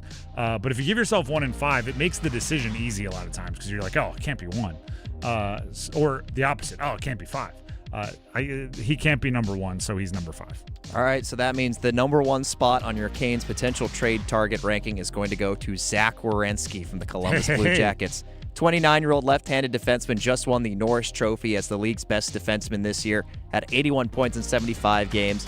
Is under contract for 2 more years at $9.5 million per. It's being reported that he will meet with Columbus after the draft to discuss his future as it pertains to, again, 2 more years left, and they have not been able to break through and make it to the playoffs. But that is going to wrap up your blind ranking. So in that blind ranking of Canes' potential trade targets this offseason, you've got Zachary Werenski at 1, Connor Bedard 2, Jason Robertson 3, Connor Hellebuck 4, and Pavel Dorofeev at 5. Would you change anything if you had all the information presented to you up front? I think I kind of like this ranking. The best part about Zach Werenski is that he might be asking out. And if he's asking out and giving teams that he'll sign an extension with, which is how you artificially keep down the price, and he puts the Canes on that list, that makes, when you're looking at the full thing, maybe more palatable. I was just talking with somebody off air. He does align on that left side with so many of the Canes already established. You're not moving them defensive pairs. So if you want him to be a top 4 winger, you bring him in, you probably have to have somebody playing offhand, which is tough. But also, if there's a trade that makes sense for Nikishin to be the centerpiece, that's probably one of them. So with us knowing that there's been conversations, I think I know the question wasn't what's more realistic, but I think it might be one of the more realistic options. I don't hate this. I do understand some of the list that I just made is very contingent upon things that I've said in the past. But I don't hate the list. As I do with Dennis when we play this game, I'm going to do the same thing with you. I had to rank them blind. You rank them with the gift of sight. Where would you put these as far as players you think would help the Canes? I would put Hellebuck last. I am in agreement with you on the goaltending situation where you've got you've got a really good goaltender who just went on the road and got a shutout to win the Stanley Cup in Game 6 of the Stanley Cup Final. In Brandon Bussey, you just extended him 3 years at a really low number. He's shown that he is solid enough to at least at the very minimum be like a tandem starter and start 35 or 40 games. And I think he could just be like the starting goaltender for this team. Him in tandem with Pyotr Kochetkov, who is also only making $2 million next year. With the way that the team's defensive structure works, I think that's more than enough in net. So I'd have Hellebuck at the bottom. In terms of cap, in terms of how much this is going to go against your salary cap, it's kind of complicated. I think I agree. I'd keep Werenski up top at 1 just because he's locked in at that $9.5 million for the next 2 years. And then I'd probably go Dorofeev actually at 2 just because that's not going to cost you as much as Connor Bedard. And granted, it's more so than the anything. Compensation. What do you? Well, at least I'm talking about the salary, but compensation as well, and the fact that it's a little bit unrealistic. I don't think Connor Bedard is going to be on the move. That's Chicago's whole franchise at this point, and if they move him, then they're starting over again after they have already not been in the playoffs for seemingly forever. Completely agree. So I would go Werenski. Not to mention they just made a move to get somebody. Bowen Byram. Yeah, so they're not sellers right now; they're buyers. Yeah, so I would go Werenski 1, Dorofeev 2, Bedard 3, Robertson 4, Hellebuck 5. All right, so you just bumped up Dorofeev a little bit.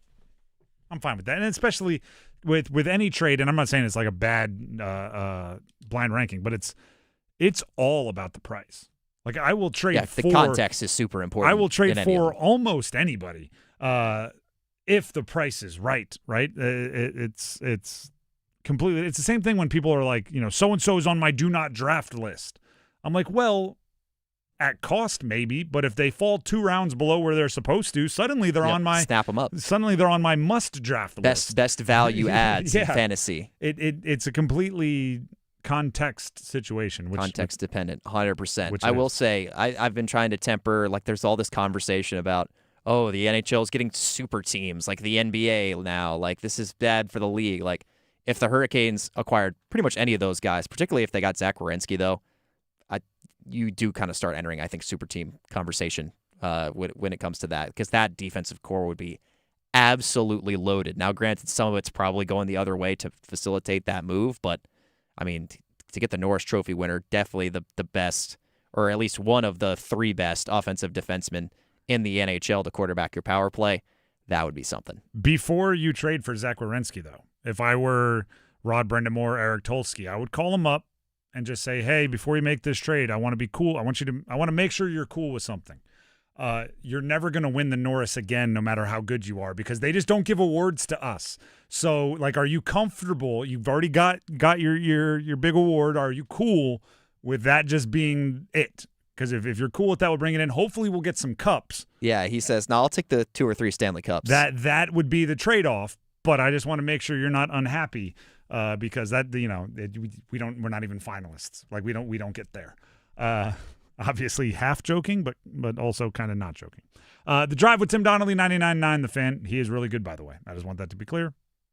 A lot of those guys were really good on that list. You didn't want to throw out like any kind of small fish there. You're just like, no, we're throwing 2,000-pound marlins at him and this whole deal. Not really any. What do you want me to put? Blake? Do you want me to put Blake Coleman on there? Yeah, I'm just saying. It's hard to. I mean, this is the game of blind rankings, but it's you don't usually assume it's just going to be like big dog, bigger dog, wolf, like you expect it to be. We're doing fun. It's fun hypotheticals. It's the off season. We gotta keep up with all the news. Connor Bedard to the Canes had not popped into my brain one time. I'll be honest. Said his name. Like that is something that I have thought about, like in the past before, because there's. Obviously, Chicago. It's just Chicago is such a. It's a bit of a gong show, and at times it seemed like maybe he's not like the most pleased with the way things are going there. Again, like that's their number 1 overall guy and the centerpiece of their rebuild. But I mean, how well is the rebuild really going? And what are they really doing, trading away a 4th overall pick for a average top 4 defenseman, in my opinion, in Bowen Byram? I mean, I would consider asking out too, the way that NHL players are asking out left and right these days. We'll see. Connor Bedard would have to be a real, like, he forces his way out thing. And people do not want that of the younger players because the older players are doing it and getting yelled at. The Drive with Tim Donnelly, 99.9 The Fan. How old? Connor Bedard is almost 21, right? Let's talk about this. He would be, if he wanted to exhaust his eligibility for the new NCAA rules, I think he would be like a rising 3rd year out of 5-year player, which is insane. Maybe rising 4th year. If you haven't been paying attention, the NCAA and their cabinet, college sports cabinet, whatever they call it, have approved a new basis of eligibility. From now on, it will end up being you have 5 years, beginning with the first academic year after you graduate high school or when you turn 19. You have 5 years to play 5. 5 years to play 5 years of college. There will be no more 6 or 7 years. There will be no more waivers, hardship waivers. There will be waivers for religious missions, military service, or pregnancies. Those are the only 3 I've seen that you can have waivers for. Other than that, once your clock starts, 5 years to play 5. I have to be honest here. Because I like that college sports are trying to fix things. I like that eligibility is a point of emphasis because I think eligibility is part of the secret sauce of college sports. I don't get why they have to do this. Why do you have to give the extra year? 4 years to play 4 years or 5 years to play 4 years and you're done. There you go. Like, we have words for it. Do you know what a first-year player in sports is? Freshman. Do you know what your next year is? Sophomore, junior, senior. Are we just going to, like, what are we calling the fifth year now that everyone has it? Redshirt senior year when you played 4 years? Is that what we're calling it? Or are we going to, are we going to go Dickie V special and first years are diaper dandies, fifth years are PTPers, and we fill out the rest? I tried to put this in context for you.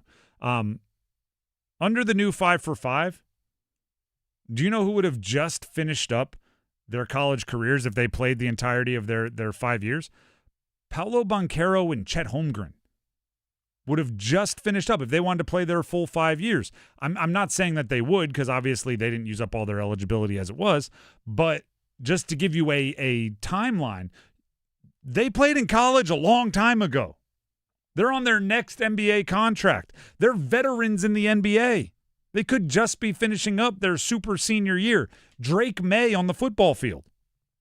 Drake May could have just finished up this year. And they could have played every year. It's not like they would have had to redshirt and blow out their knee 1 year and get a COVID year. Like, they could have played every single year.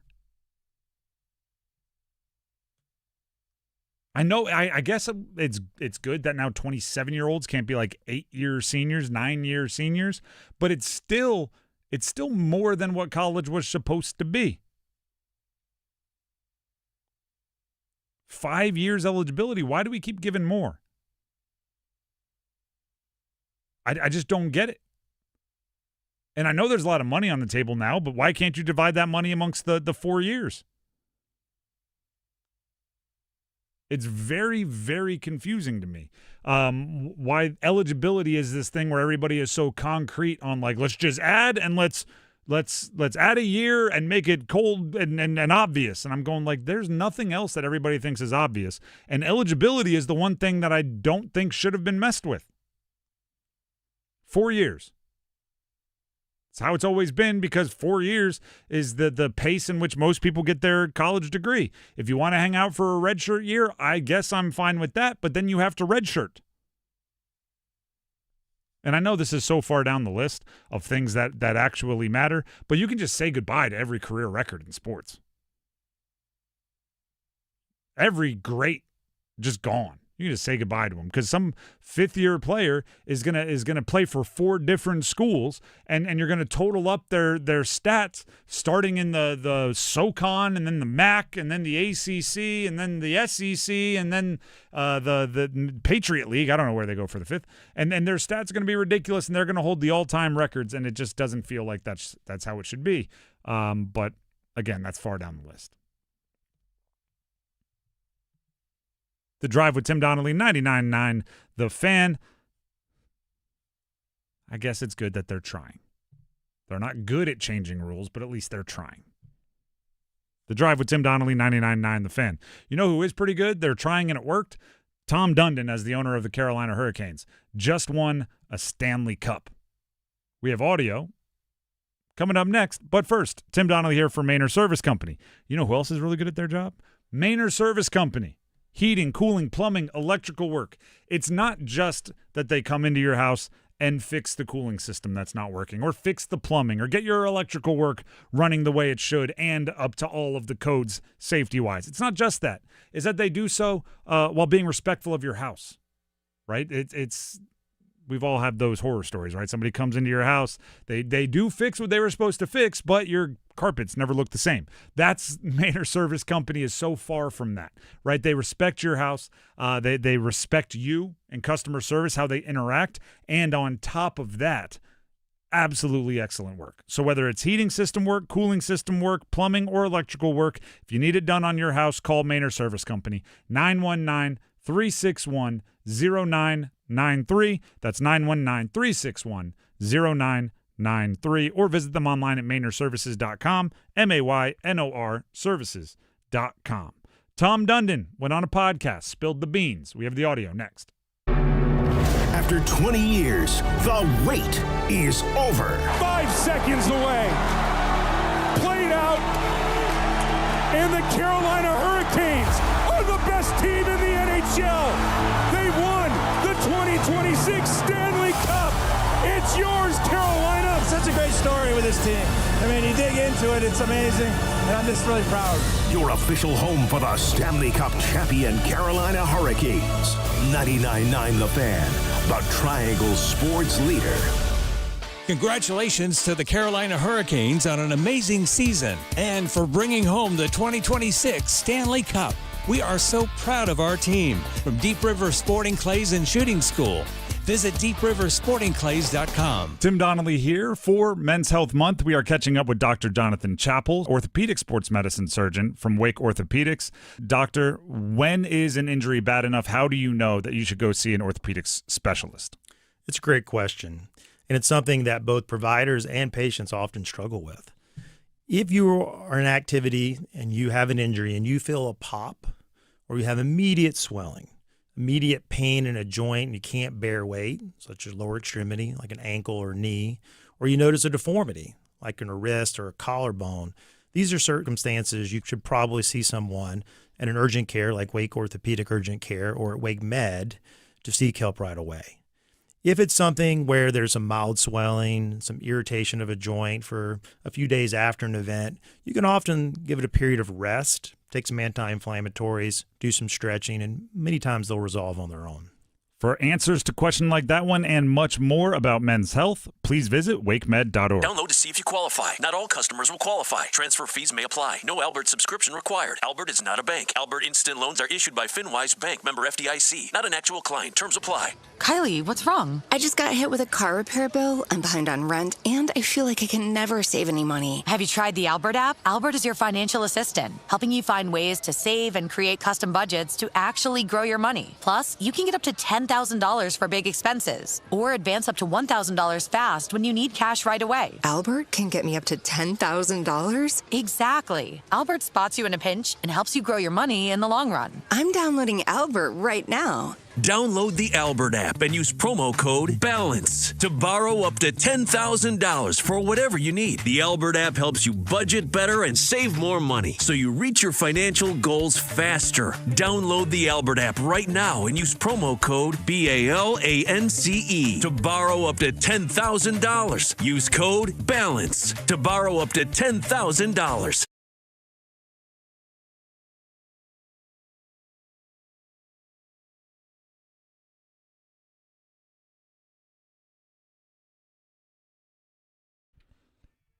The Drive with Tim Donnelly, 99.9 The Fan.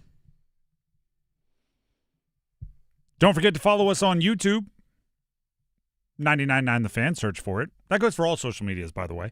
But YouTube, we are growing a community there.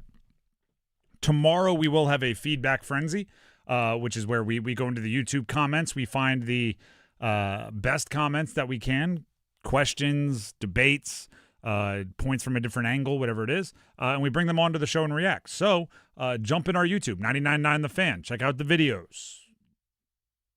Comment. Tell your friends. Start up a conversation, and you might just hear it here on air. For right now, something you might hear on air, Tom Dundon, the owner of the Carolina Hurricanes, was on the Spittin Chiclets podcast, and shout out to Paul Bissonnette, Ryan Whitney, and was it Keith Yandel. They got Dundon to open up a bit. Right, and I give credit where it's due. I can't say they're the most traditional interviewers. Not exactly journalism school learning, but whatever works. They got Tom Dundon to relax. He told some stories, and maybe it's just the afterglow of the cup. But I thought it was pretty fascinating that Dundon revealed some things. For example, this is one of those things that in history everybody denies, but there definitely were some people calling for Rod Brindamore's job after some of the postseason losses over the years, right? The chatter about his system can't work in the postseason. His system, you got to get someone else to get them over the finish line. His system won't work in the postseason. So they had a discussion with Tom Dundon, the owner, about if he ever thought about moving on from Rod after playoff losses. And this is what the owner said.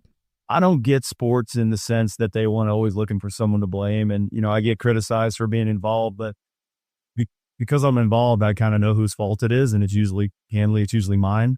And so I don't know how I could blame him if I see what a great job he's doing. And sometimes you just lose sometimes, but it wasn't it was never his fault. Matter of fact, I imagine we wouldn't have. I know we wouldn't have all the success without him. So yeah, when I hired him, my thought with him was like, you're going to do this. We're do this together as long as they listen to you, and you'll know before I do if they stop listening. And they hadn't stopped listening to him, and they still love him. And as long as that's the case, then I'm lucky to have him.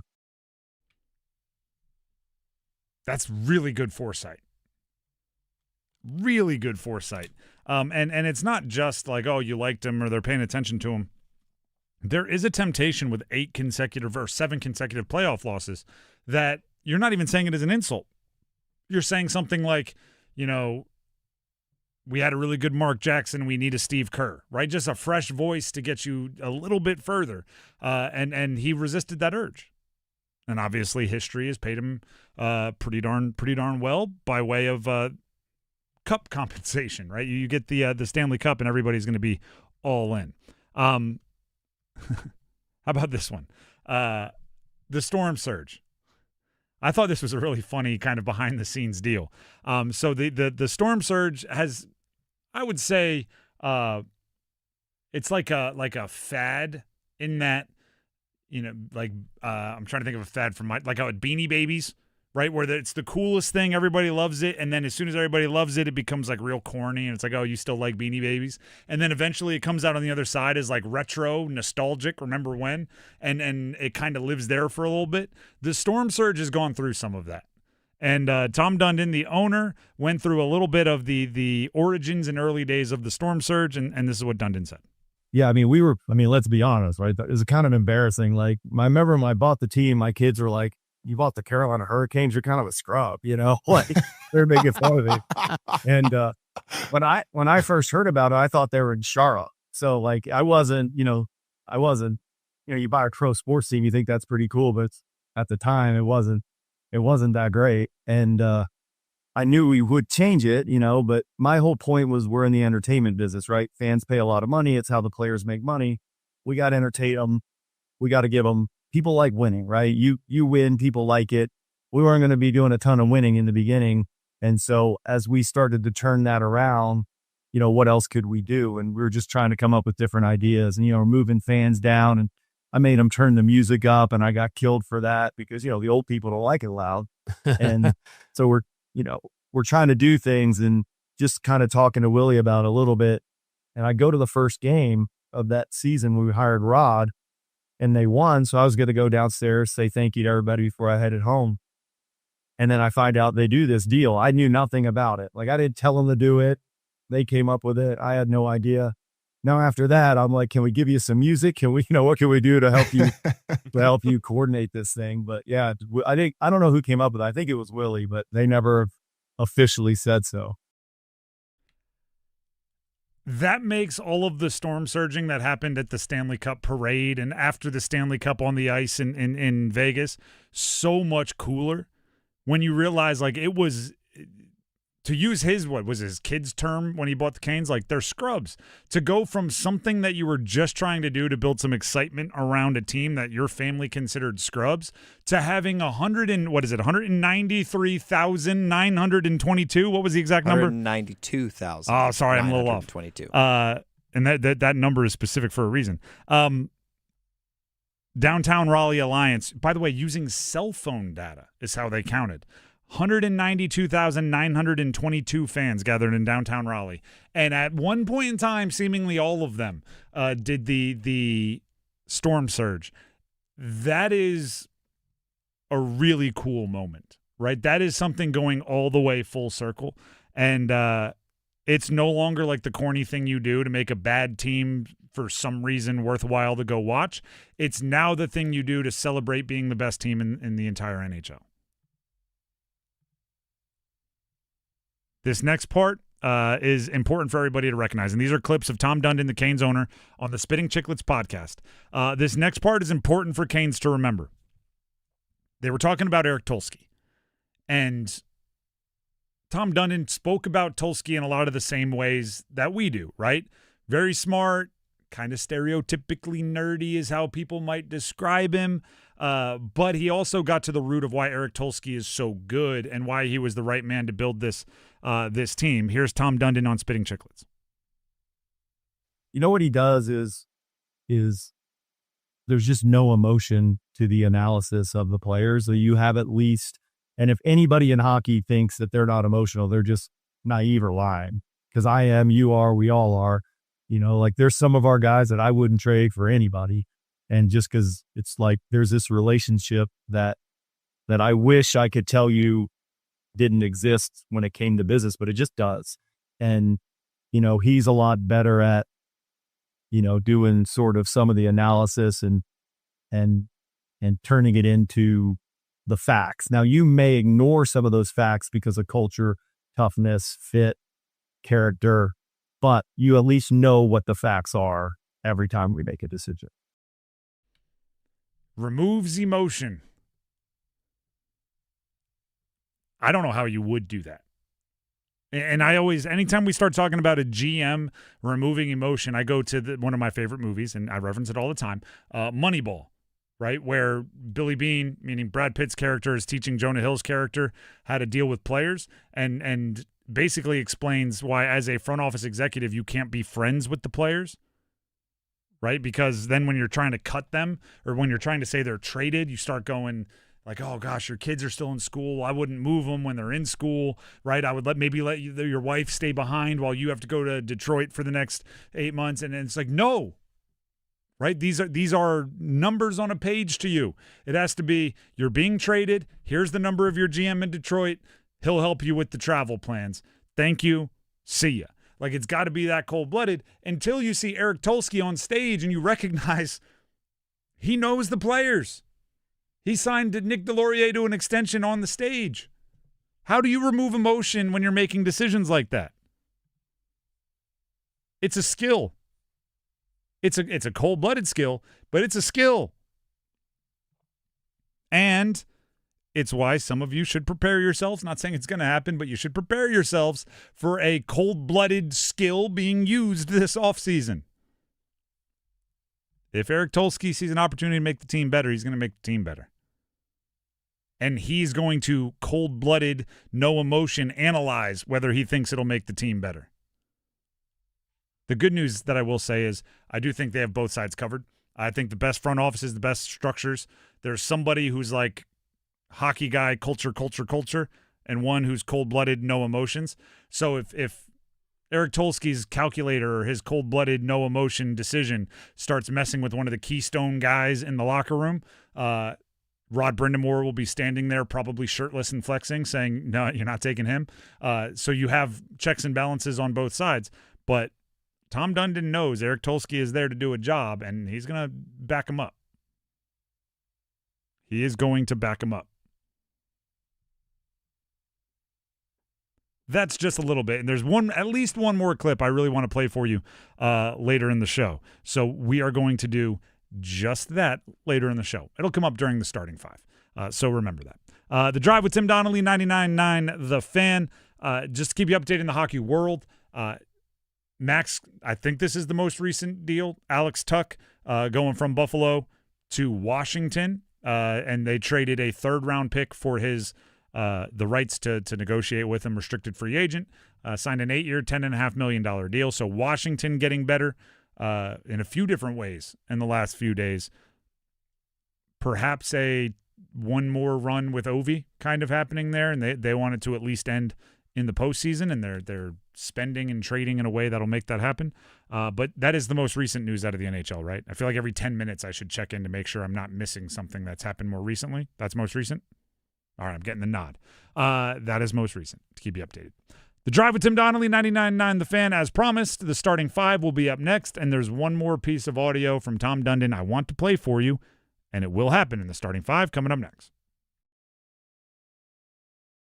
Hey, folks, Dennis Cox here real quick. For Loan Pronto, people, credit card interest rates, they're now over 29% in a lot of cases, and most people are only making minimum payments, so they're getting nowhere. But here's what many homeowners don't realize. Using the equity in your home, you can easily access hundreds of thousands in cash. With Loan Pronto's Rapid Equity Loan, you can pay off your credit cards, your existing HELOC, your car loans, or get money for that home improvement project. One client just got $100,000 approved and saved over $1,500 a month. And here's the best part. With Loan Pronto, you can do it all from your phone with zero out-of-pocket, no hard credit pull up front, no appraisal, no long drawn-out bank process, and no touching your first mortgage. Rates are at near 3-year lows, so act now. Go to loanpronto.com. See how much you can get in about 60 seconds. Loan Pronto, 2,800 5-star Google reviews. Call 919-381-1760 or visit loanpronto.com. 919-381-1760, loanpronto.com. Equal housing lender, NMLS 1661781, NMLSconsumeraccess.org. Excuse me, you think you could spare a square? Sorry, what? A square on your smartphone.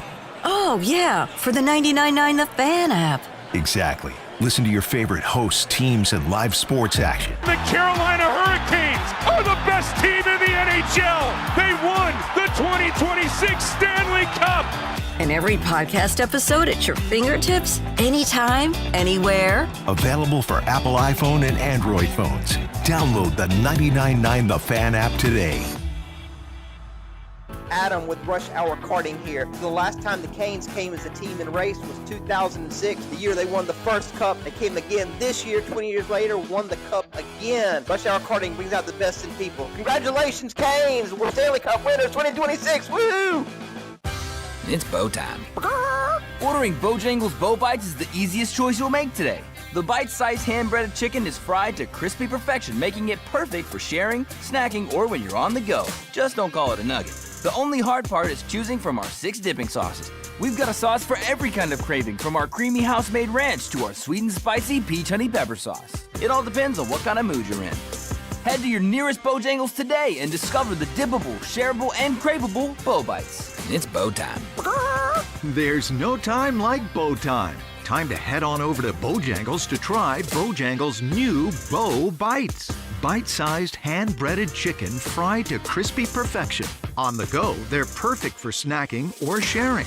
Dipped in your favorite sauce like creamy house-made ranch or peach honey pepper, they're the perfect way to satisfy your craving for flavor and value. Try Bojangles' new Bow Bites. It's an easy choice to make when it's bow time. Squirrels, nail pops, even bullet holes. This is Holly from RoofWorks, and those are some of the main things we see that cause roof leaks. It's never a bad idea to stick your head in the attic periodically and check sheetrock on the ceiling and walls. Finding problems early can save you hundreds to thousands of dollars. RoofWorks wants to help you stay ahead of the game with preventative maintenance for your home or business. At RoofWorks, we don't want to be the biggest, we just want to be the best. Roofworks.com. That's roof, WERKS.com. I'm attorney Brian Ritchie. Workers' comp can be tricky, but my law firm will be on top of all the complicated paperwork and sneaky deadlines so that all of your I's are dotted and T's are crossed. If you've been hurt on the job, I'm on top of it. Contact us at ritchielaw.com. Broadcasting live from the Eagle Leasing Storage Studio. WCMC HD1 Holly Springs. 99.9 The Fan. The Canes light the lamp here. I'm WRAL meteorologist Kat Campbell. It's been a beautiful, less humid day. Make the most of your evening. It's a really nice night with lows in the mid-60s and mostly clear skies. We're back to 93 for the high Thursday with partly cloudy skies. 98 by Friday with a chance of late-day storms. 5 o'clock check of your money. Dow Jones closes the day up 182 points to 51,848.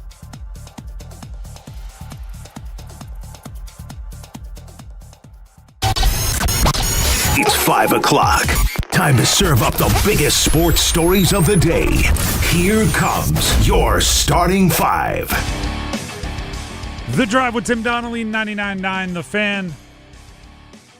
I don't think it's really breaking news, but because he did build up a little bit of a following in Carolina during his time with the Canes, Frank Saravalli, Hockey Insider, is reporting that Jack Drury appears to be, or I'll just read his quote exactly. Hearing the Colorado Avalanche are trading Jack Drury to the Nashville Predators. Jack Drury was a part of the Mikko Rantanen acquisition trade on his way to Colorado. So people can start relitigating that trade all over again. Colorado only got 1 year out of Jack Drury before trading him to the Predators, if Frank Saravalli's hearing is correct. Now, as promised, it is time for the starting five, brought to you by Ritchie Law Firm, Injury Lawyers. Ritchie Law is on top of it. Go to ritchielaw.com. That's RICCI law.com. Starting with number 5. Count them. 1, 2, 3, 4, 5. With the 4th pick in the 2026 NBA Draft, the Chicago Bulls select Caleb Wilson from the University of North Carolina. At the top of the draft, both Duke and Carolina were represented. Cam Boozer, 3rd to Memphis. Caleb Wilson, 4th to Chicago. It is a very, very strong draft. Even if you go, you can go down even beyond those two. Keaton Wagler being 5th. Michael Brown, by the way, another ACC guy, going 6th out of Louisville, which does mean 3 of the top 6 were from the ACC. The Nets, or it seemed like the front office and the fans there were like thrilled to get Michael Brown Jr. at 6. They must have only watched the game against NC State. Well, that's immediately the one that they brought up on the broadcast after he got picked. I was like, you guys know he was going up against the Will Wade NC State defense, right? But nevertheless, they seem quite excited for Michael Brown Jr. in Brooklyn. Okay, so we're going to talk about Cam Boozer, Caleb Wilson, but did you notice on the broadcast, I don't know if we just never, it seemed like there were a lot of weird reactions to picks. The Golden State, as they took Lendenborg with the Duke guy, Dunleavy, seemed to be arguing with the owner on who, it's just they had the war room shot, and it definitely wasn't just all high fives and celebration. Then Dusty May, who's now the head coach of the Wizards, when Adai Mara was drafted, which was kind of right before their pick, I guess. It was right after, because they took Merez Johnson. You're right. I couldn't tell if he was excited for Mara to be drafted or if he was mad, but he was slapping down, which is weird for a head coach to show really any emotion other than a golf clap and a high five of the GM when picks are happening. And especially when it's someone else's pick, to react that way is kind of crazy. And then you're right, the Michael Brown Jr. pick did seem like a weird amount of enthusiasm for. Don't get me wrong, he's a really good player, and if you watch the NC State game, you would be really, really excited about him. But it's almost like they try to tamp down those reactions normally, and for whatever reason, yesterday people were just letting the emotions fly when picks were being made, and you're not used to seeing that. Secondly, the NBA is the dumbest trade or draft organization in the world. Oh, yeah. You never get the hat of the team that Why you're actually not? going to end up going to. Why is it impossible for them to do what every other league does and just say, the 13th pick has been traded from blah, blah, blah to blah, blah, blah, and blah, blah, blah will be drafting so-and-so. Isn't it because, the NBA, it doesn't process until, July 6th or Why something? Why not? Change the rule. It is really dumb. It's so dumb because what you do is you end up getting it was the Okori, the Stanford point guard that was drafted 17th. It appeared as if he was going to Memphis and had the Memphis hat on as he was discussing going to the Thunder. But all you get is a bunch of reactions from people that are incorrect. If you were on Twitter, you just saw a ton of people going, wow, the 2 leading scorers in the ACC are both going to Memphis, Cam Boozer and the point guard from Stanford. Oh, my goodness, that's hilarious. And then just a million people in the comments going, no, actually, he's going to the Thunder. He's not going to Memphis. And that was after it was traded to Detroit. There was a whole thing. Or no, he was going. It looked like he was going to. It was ridiculous. I don't even remember where it ended up. So dumb. And then immediately after that pick, the Hornets took Christian Anderson. We'll get to that in a second. Quickly, top of the draft, Cam Boozer to Memphis. Caleb Wilson to Chicago.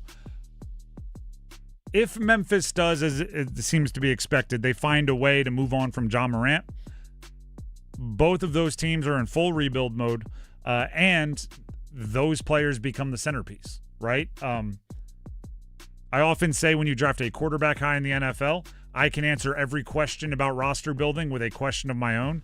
You can say, like, should we draft a wide receiver? I'll go, I don't know. What's best for your young quarterback?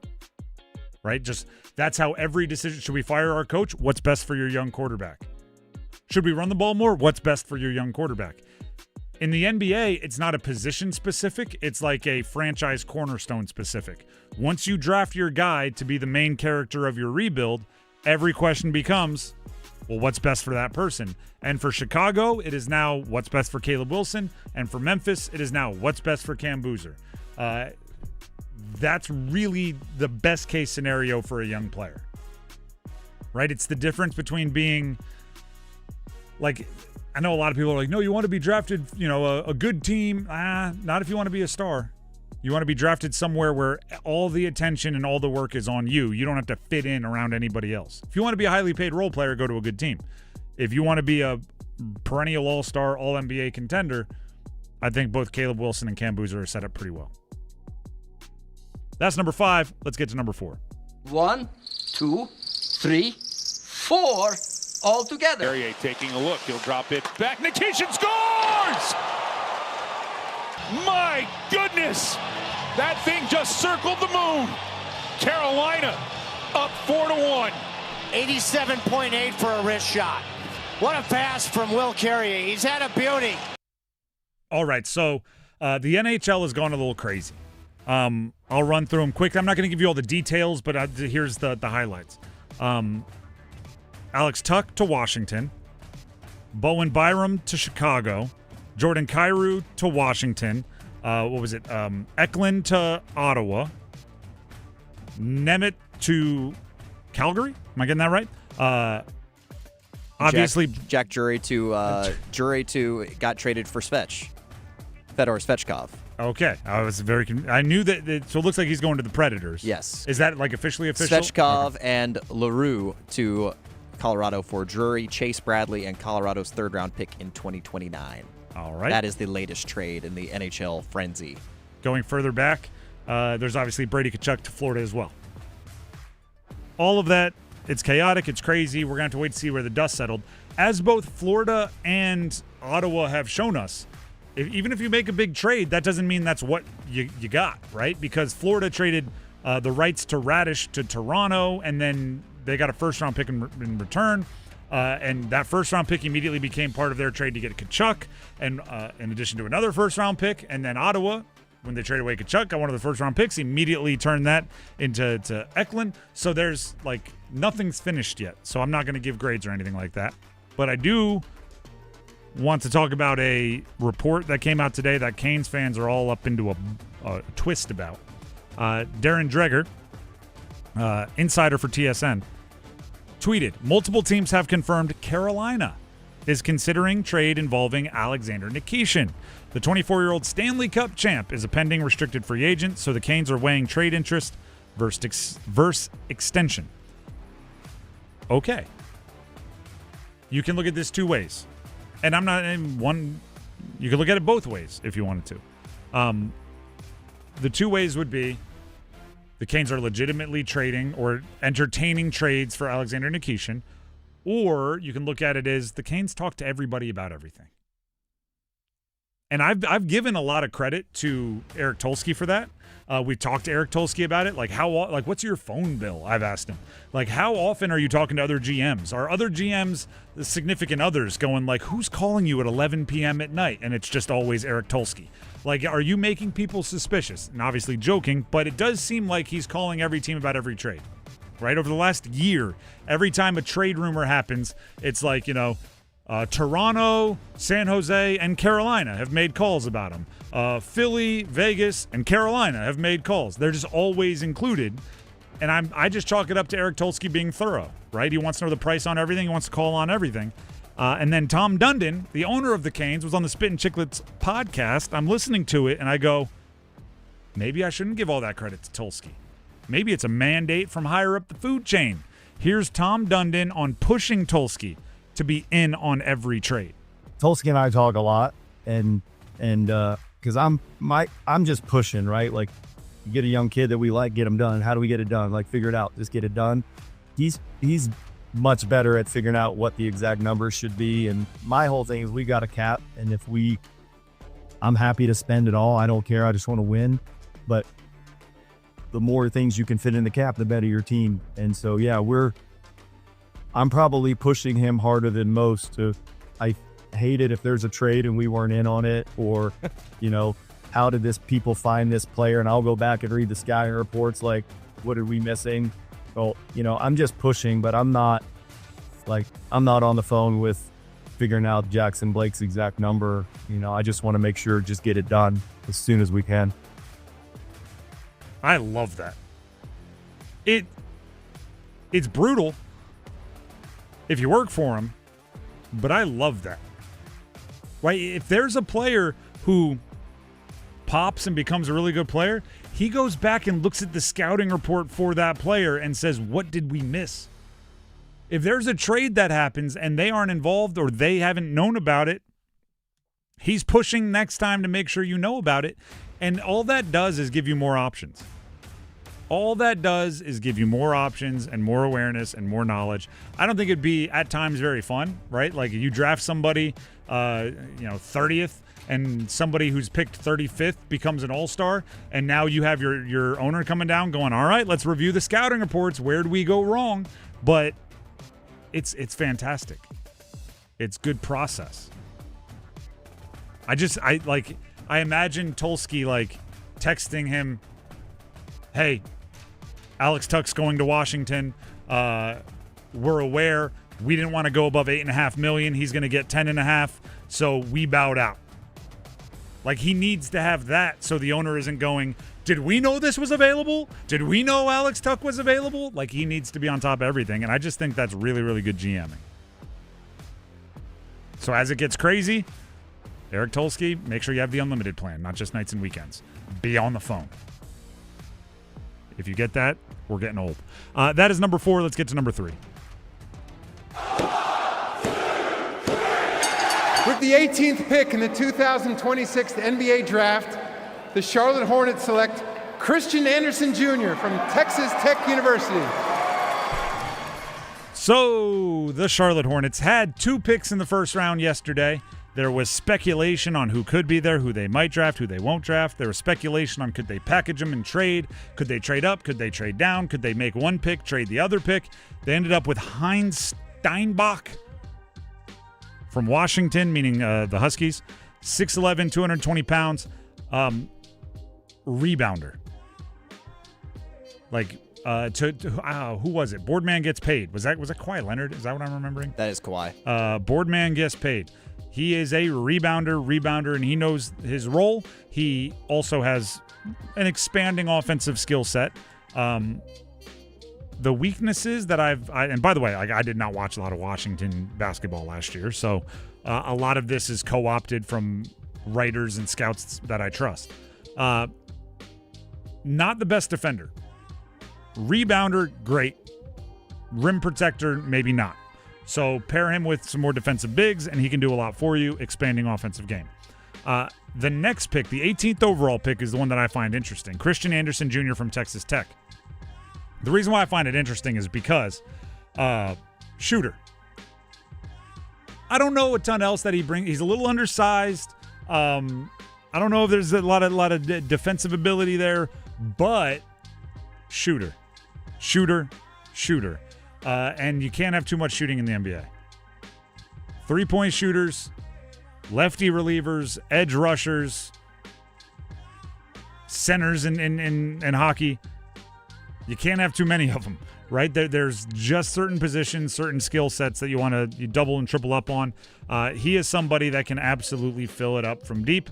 And if you're going to have, look at their roster, right? If you're going to have Brandon Miller, LaMelo Ball, Con Knipple, and you're going to put shooters around them, in addition to all the 3 of them being shooters, you're going to be very difficult to defend. Very difficult to defend. Yeah, there's a graphic circulating on Twitter right now of someone. It's basically they've compiled all the best shooters in college basketball since 2020, and Christian Anderson is number 1 on the list. I don't know what it's based on. I don't know if it's kind of putting together a bunch of different stats and analytics to come to a result, but he's at the top of that list, so could bode well for a team that already shoots a ton of 3-pointers to bring in another guy who can do that. But I'm excited for what kind of upside he can bring off the bench as well as just like a ball handling and passing guard. He is already, as well as being a good shooter, a pretty good distributor of the basketball as well. So they can never have too many of those, considering a lot of the time when LaMelo Ball is on the bench, the offense kind of just ceases to exist for the Charlotte Hornets. So, you like it? Give it a grade. Let's do that. Grade the draft. I'll say B+. All right. What's the second round looking like for the? They have no second round. No picks. second rounders. All right. So they could trade back in though. I mean, they've been known to deal in the second round pick market now and again. Apparently, the 31st and 32nd picks for the Knicks and the Grizzlies have been kind of openly on the market to start the draft tonight. Which, by the way, draft coverage here on 99.9 The Fan tonight. Pre-draft starts at 7:30. First pick of the second round starts at 8 o'clock. But yeah, apparently maybe those first two picks of the second round could be up for a trade. Is there Isaiah Evans is on the board. Memphis is sitting right there. You could pair Boozer and Isaiah Evans together. There could be a little synergy there. If not, they trade it away. I mean, I can't imagine Vesar and Evans go long. We'll talk about that in a second. That's number 3. Let's get to number 2. Just the two of us. Off goes Cancelo, delivering the cross! Ronaldo!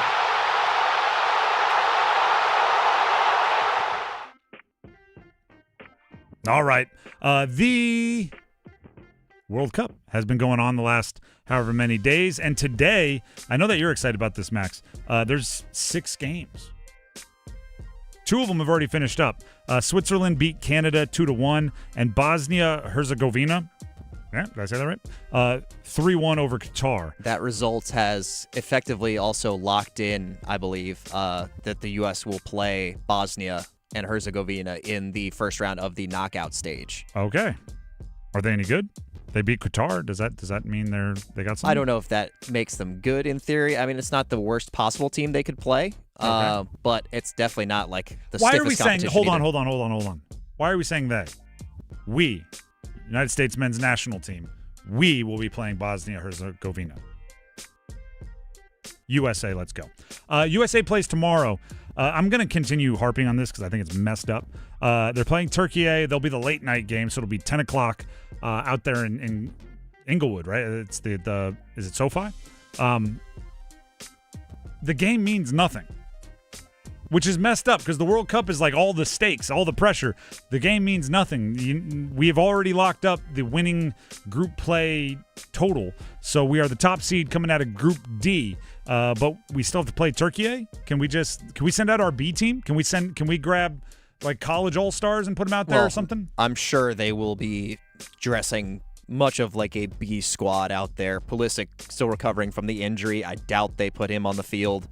It'll be a good opportunity for some of the guys that come off the bench. Like Timothy Weah has not been able to start just by nature of, we've got some better players into the squad this time around, like Flo Balogun. So expect opportunities for guys like that, guys like Gio Reyna, who typically have come on as subs. They'll probably get some more run in this one to try to maybe stake their claim to get some more play time during the knockout stage. With everything we've known, and I've seen the odds and things sway. The United States coming in, we knew it was one of, if not the best World Cup team that the United States put together in a century. How much do you think they've improved their chances of winning it is still probably a pipe dream, but something like making to the quarterfinals, the final 8? Honestly, they've been facing so far in this tournament, so hopefully they're ready for the challenge of that, but got to beat whoever's in front of you. I guess you don't have to beat Turkey since you've already locked up the group, but they're looking really good. It's the first time they've won back-to-back games in the World Cup since they got it introduced in 1930. So some really good play from the USMNT, and hopefully they can keep it up. USA. 10 o'clock tomorrow night. That's number 2. Let's get to number 1. Go one! With the 3rd pick in the 2026 NBA Draft, the Memphis Grizzlies select Cameron Boozer from Duke University. We've talked about the good, the top of the draft, Boozer, Wilson. Maybe the bad would be that Isaiah Evans from Duke and Henry Vesar from Carolina are still on the board, and the first round has come and gone. Listen, I'm not gonna. I don't like the nature of what we do after drafts for early entries, where as soon as a player falls below where they're expected to go, we act like they're dumb. Right? There's this whole like, what a terrible decision. These guys are idiots. I don't agree with that. Right? I think a draft is something that is difficult to navigate, and they are players who chased a dream and felt like they had a good shot at it, and it didn't work. Bad decisions are made all the time, right? And whether you're trying to make it to the NBA, trying to make it in an industry like sports media, trying to make it in an industry like, I don't know, sales, or being a plumber or an accountant or whatever. There are good and bad career decisions, and all you can do is ask yourself, what can I do moving forward? Right? Regrets and looking back, rear view mirrors, they're not good. So moving forward, Isaiah Evans and Henry Vasar, they just have to understand that their safety net is gone. Right? They're going to get picked up by a team in the second round, unless there's something happening behind the scenes that would greatly surprise me. They're going to get picked up by a team in the second round, and they're going to have to play for their keep a little bit more. They're going to have to go out there and earn a little bit more. They're not going to have anything given to them a little bit more. Luckily for them, I think they're both really good basketball players. And I think their skill sets fit better in the NBA than they do in college. So I think whoever they get drafted by will be pleasantly surprised, and I think both of them can have long NBA careers, and they'll look back on draft day and laugh. Moving forward, I think Duke and Carolina have to do use this. And I'm not saying use this to get players to come back because it helps your basketball team, but use this as a example of a bird in the hand is worth two in the bush. NIL money, when it's offered to you, assuming it comes from a reputable school like Duke and Carolina, it's just cash in hand. And while the dreams of a $40 million contract are there, or the race to your second contract in the NBA is there, it needs to be completely and totally emphasized that $4 million is life-changing money straight up. And I don't even care if you've made 4, 5, 6, 7, 8 million already in your college career, right? Because there are a lot of guys who through your first 2 years, and maybe you're deciding to come back for your junior year or not, and you've already put away some. 4 or 5 million guaranteed is 4 or 5 million guaranteed in NIL cash. And the NBA, unless you are Cam Boozer, Caleb Wilson, unless you are in the mix for a top 5 pick, it'll never be anything more than a pretty good gamble. So just keep that in mind. Second round picks are not guaranteed anything. And keep this in mind as well. If you're picked 38th, think about how good you are, right? Think it like a 5-star recruit, right? Like a program-changing recruit in coming out of high school going to college that teams will fight over is one of the 28 best players in that class according to the rankers. Right? So the highest of high 4-stars, what might be the best recruit ever committed to an ACC program, could be the 34th best player in that recruiting class. If you're the 34th best player in a draft class, you're a second-round pick and nothing is guaranteed to you. So you're still an unbelievably good player and nothing is guaranteed to you. NIL money, that's cash in pocket. The one of the best parts about NIL is guys can stick around and get their education while also getting generational wealth. Another thing is you're not forced 20 years ago, if you were in a financial situation where you needed to make money, maybe there were family members depending on you, maybe you're coming from a bad situation, whatever, you kind of had to go pro. And worst case scenario, you'd go overseas, you'd make a couple $100,000, and that money was going to be, enough to check some things off your list. There should be no reason you're going pro unless, A, you are pretty much guaranteed NBA, first round, top half of the first round, or B, you're just done with college, and I do think that happens sometimes too. And maybe that's what happened with Isaiah Evans and Henry Vasar. Maybe they were like, listen, I'd rather go overseas and play than I'd rather be in the G League than in college. Sometimes you're just done with school, and I get that. But it's a bummer to see guys give up the opportunity if they would rather give up the opportunity to play at Duke or Carolina in those giant moments and not have the reason that they gave that up come true for them. But they'll still have plenty of opportunities because they're really good. 7-footers that can shoot, don't grow on trees, and lengthy wings with wingspan that can absolutely catch fire from three. Those are coveted even if they're not in the first round. And also, let me just say this. I don't get the NBA. The fact that those two guys were still available at the end of the first round, there's a reason why I'm not an NBA scout, because I don't get it. Do you understand it, Max? Do you have a reason why those two guys might still be sitting there? Maybe they just like these other prospects a little bit more than we thought. There were some guys taken. I was like, really? But I digress. I'm not going to say those names because that's just mean. But there were some guys I'm like, I watched that guy play, and really? But again, I digress. The Drive with Tim Donnelly, 99.9 The Fan. Let's get the atmosphere boosted a little bit. That was kind of a downer. How about we give something away? How about we play a game? Like the numbers game. We have tickets to see the NC Courage take on the Seattle Reign on July 4th. If you want the pair of tickets, you have to win the numbers game. Call in now, 919-860-5326.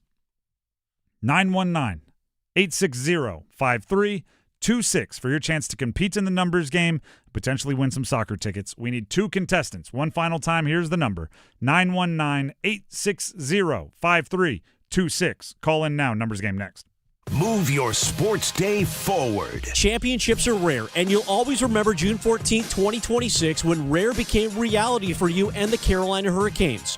Remember the feeling when the clock hit 0 and you high-fived the person next to you. The feeling, multiply it by 1,000,000. That's the collective I told you so from Caniac Nation to every non-believer. Get set up. Join Next Up with Paul Ihander. Mornings at 9 on 99.9 The Fan, the Triangle Sports Leader. Congratulations to the 2026 Stanley Cup champion Carolina Hurricanes. Brought to you by TimberTech Decking and Railing. Order free samples at TimberTech.com. TimberTech, everything wood should be.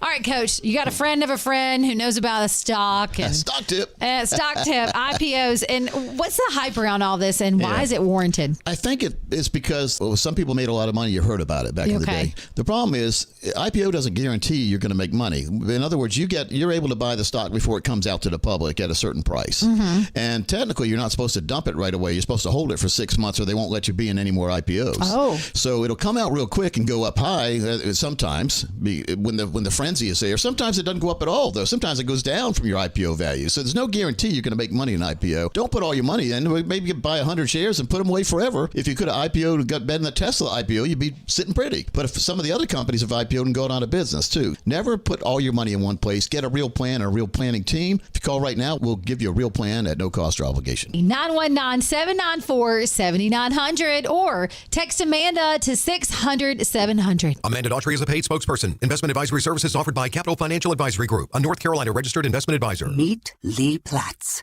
a renter whose possessions fill not only her apartment, but also the darkest corners of a mini storage unit. A land of both truth and fiction. Truth, everything inside is protected by Progressive.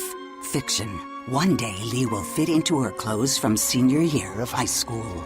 Renters, discover coverage for what you love and what you can't get rid of in Progressive's Protection Zone. Get a quote at Progressive.com. Progressive Casualty Insurance Company, affiliates, and third-party insurers.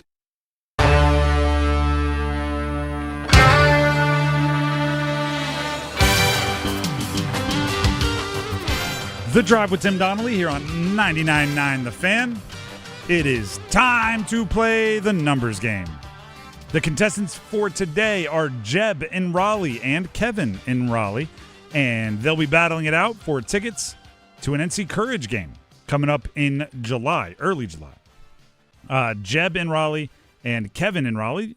We're going to bring them each on to the show. We will ask them the same question, and Max will be our judge. He'll decide which is his favorite answer, and that person will get to go first. Jeb, we'll start with you. Can you hear me?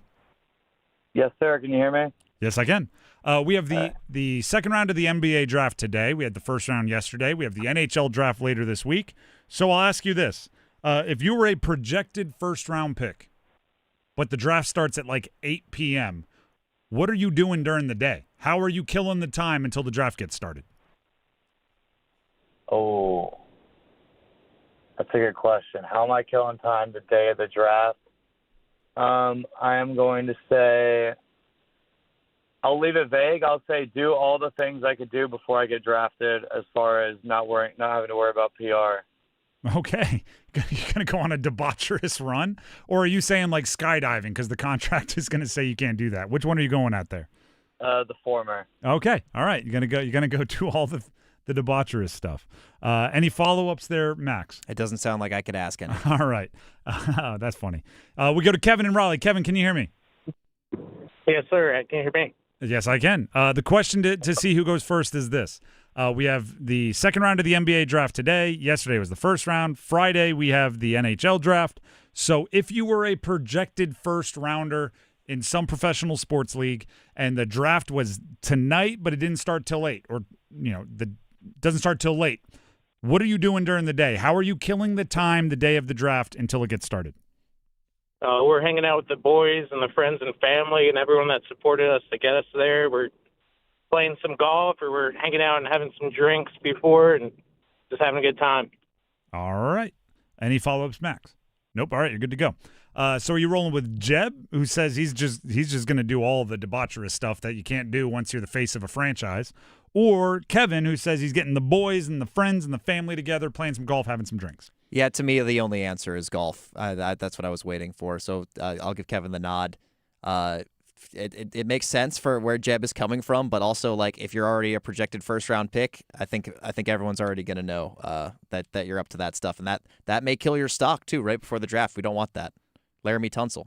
Yeah, that's a whole different conversation. But yes, I agree with you a little bit on that one. So Kevin will get to go first. Jeb, don't worry, you'll have your chance. Just have to sit on hold for a second. We go to Kevin. Kevin, can you hear me? Yes, sir. All right. The question, or the categories for you to choose from are NFL, Panthers only; Major League Baseball, members of the 30-30 club. That's 30 home runs and 30 stolen bases in the same season; NBA players that played in the 2026 playoffs; and your final category, NHL, Hurricanes only. Let's do Panthers.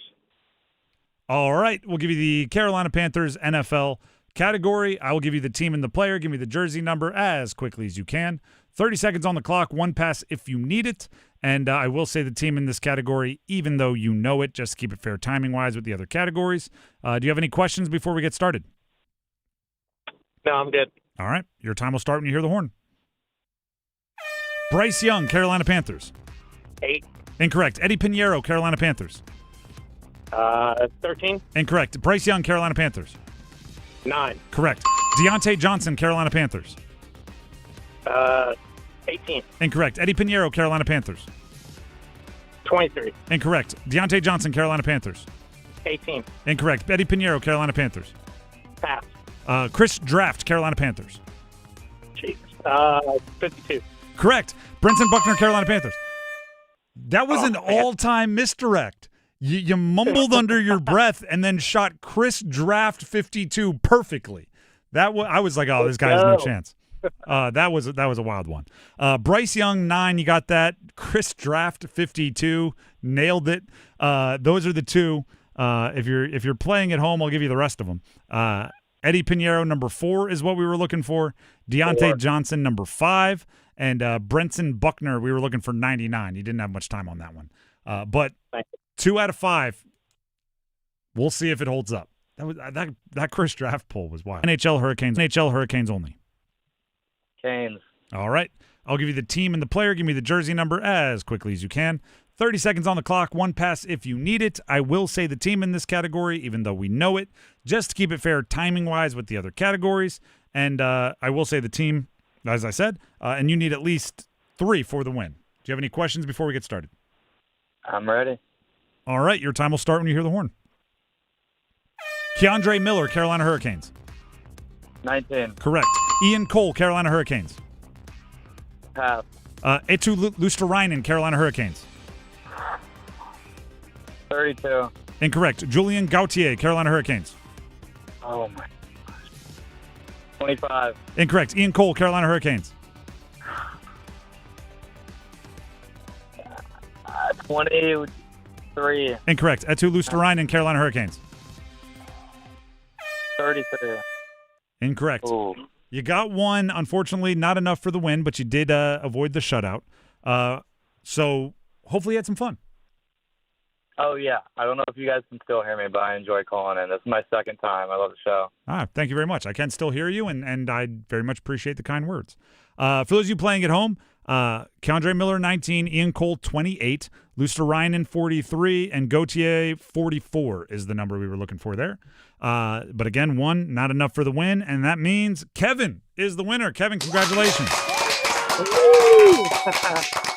Awesome, man. I appreciate it. I love your guys' show. Thanks for letting me call in. Of course. Thank you. And congrats one more time. You have some NC Courage tickets coming your way. Stay on the line, and Max will grab the info he needs to make sure you get your prize.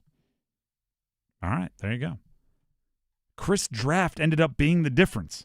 That was the winner. That was crazy.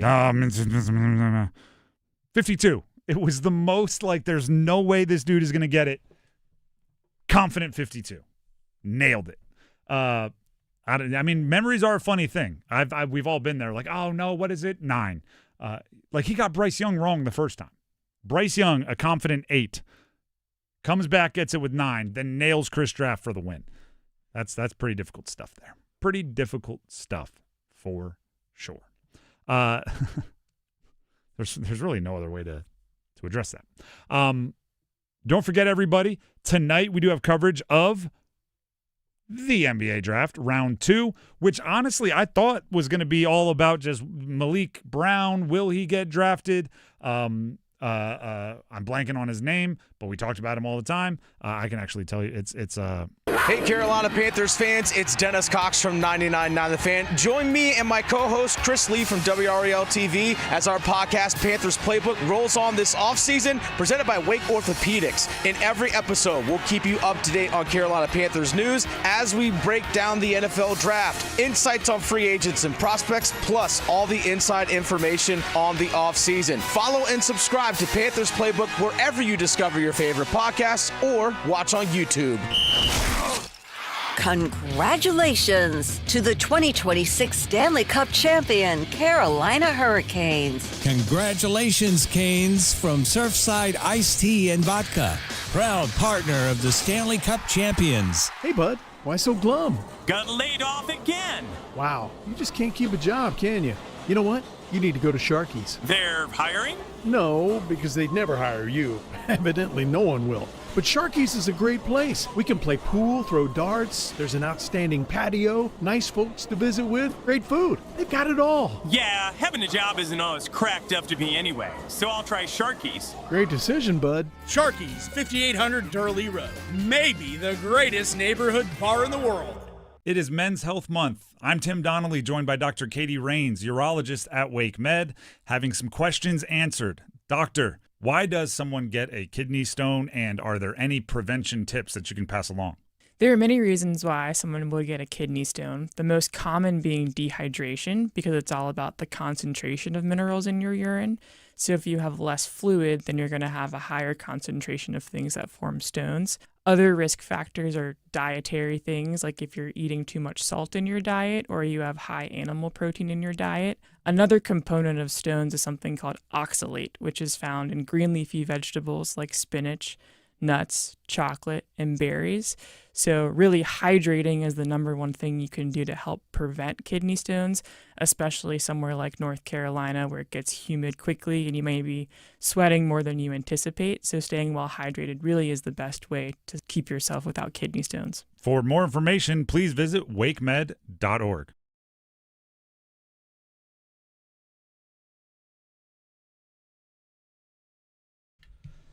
The Drive with Tim Donnelly, 99.9 The Fan. We have some time. Let's run some Michael McDonald here. Enjoy it, everybody. or at least Max.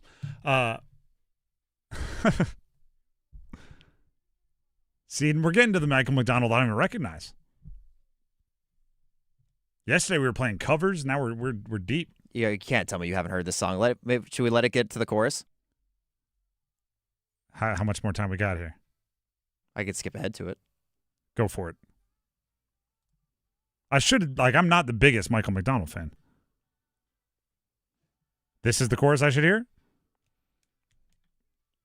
I can't believe you haven't heard this song before. I mean, maybe I have, but I definitely don't remember hearing it. This is the worst segment for the people watching on YouTube because we don't peek behind the curtain for people listening on the radio.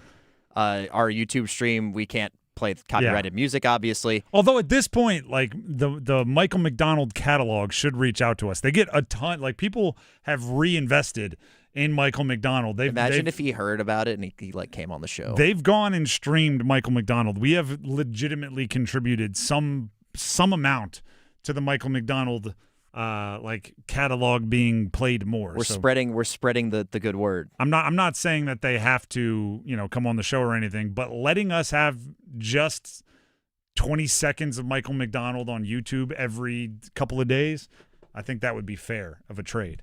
If anybody knows Michael McDonald, let him know. Send the bat signal. Let him know I'm a big fan. He's like, no, let him know about me. Tim doesn't actually care. Max is the one. The Drive with Tim Donnelly, 99.9 The Fan. Actually, we played this game yesterday, and I enjoyed it. So, Max, I'm going to put you on the spot again. We listened to Michael McDonald for you. You're going to play this game for me. Isaiah Evans will be drafted blank. What pick are we looking at here? I believe we said he was in the early 20s yesterday. Obviously, we were wrong on that one. That's not a bad prediction. That's the draft went haywire. But where do you think he's drafted now? Well, let me see the teams because we know that the Knicks, Knicks, to factor it in. The Knicks are pick 1. The Grizzlies are pick 2 tonight. But they're trying to trade them. But both are, which is exactly what I would do if I were a team that didn't have the room for those types of players to spread their legs a little bit and get some run. I would 100% open up the bidding and let somebody who might be in need of those players to play a bigger role to come spend and move up and get them. If the Grizzlies are holding on to the 32, I'll say Isaiah Evans goes there to team up with Cameron Boozer. You like synergy. You like guys that have played together in the past. Love it. The NBA, you like, especially if you've played on just a national team or an all-star team or even just 1 year in college together, the NBA gets that amount of chemistry so quickly. Hey, we played 30 games together in college. It's like you'll play 30 games together before you even know what your role is in the NBA, especially if you include Summer League and everything. So I don't know if that matters as much. What I will say is top 3 I kind of would look at and say Vesar and Evans should go. Actually, I didn't ask you Vesar yet. Where does Vesar go? I think he goes to the Nets at pick 3. Yeah, the 33rd overall pick. I think he'd get some run with the Nets. That's what I'm saying. It honestly would be a good pickup for them. They had the 5 first-rounders last year, and they were so bad. Not that the players necessarily were that bad, although some of them weren't great. They picked up a Carolina guy last year too, and Drake Powell. I could see him, and people don't like when you do cross-rivalry comparisons. I could see him having a very similar kind of early run to like a Kyle Filipowski, who was a second-round big out of the ACC, who I think everybody just forgot was also 7 feet, which is kind of like what happened with Vesar. It's like you do recognize he's a 7-footer that can shoot, right? And they're both second-round picks, at least if we assume Vesar goes early in this one. And then, I mean, has Filipowski played in the G League at all? I feel like right away he was like an 80-game player for Utah. Yeah, I know he was in Summer League because I went out there last summer, and that's who the Hornets ended up playing in the Summer League championship last year. And they had a lot of like NBA-level guys, not like NBA superstars or anything, but NBA-level guys that ended up playing in their rotation. A lot of them were on that Summer League team, and he was a central piece of that. But I don't think he played much G League at all, if at all. I could see that same thing happening with Vesar, where you draft him in the second round, and second-rounders are always candidates to be G Leaguers or two-way contract guys and all that. And then he just is like, no, I think I'll stay in the NBA. I think I'll be your 7-footer off the bench, and then from there, where his career goes will be 100% based on his own evaluation. If we're talking best available, I mean, at least in terms of ESPN's board, it's Isaiah Evans and Vasar are 1-2 on the big board. What, an Auburn guy? Is it? Are you thinking? You might be thinking Malik Thomas from Arkansas. That is exactly who I'm thinking of. He it's like him and those two were the 3 players that like left early that didn't get drafted. Basically, it was like that was the list. I saw I think it was Jeff Goodman who tweeted out the list of those 3 with their agents to like shame them for I guess advising them to go to the draft. Like that's kind of lame, I think. Well, it all depends on what happened behind the scenes. I don't like. Trust me, Isaiah Evans what was it? People were saying it was a $3 million brooch and $1 million wallet chain to the draft.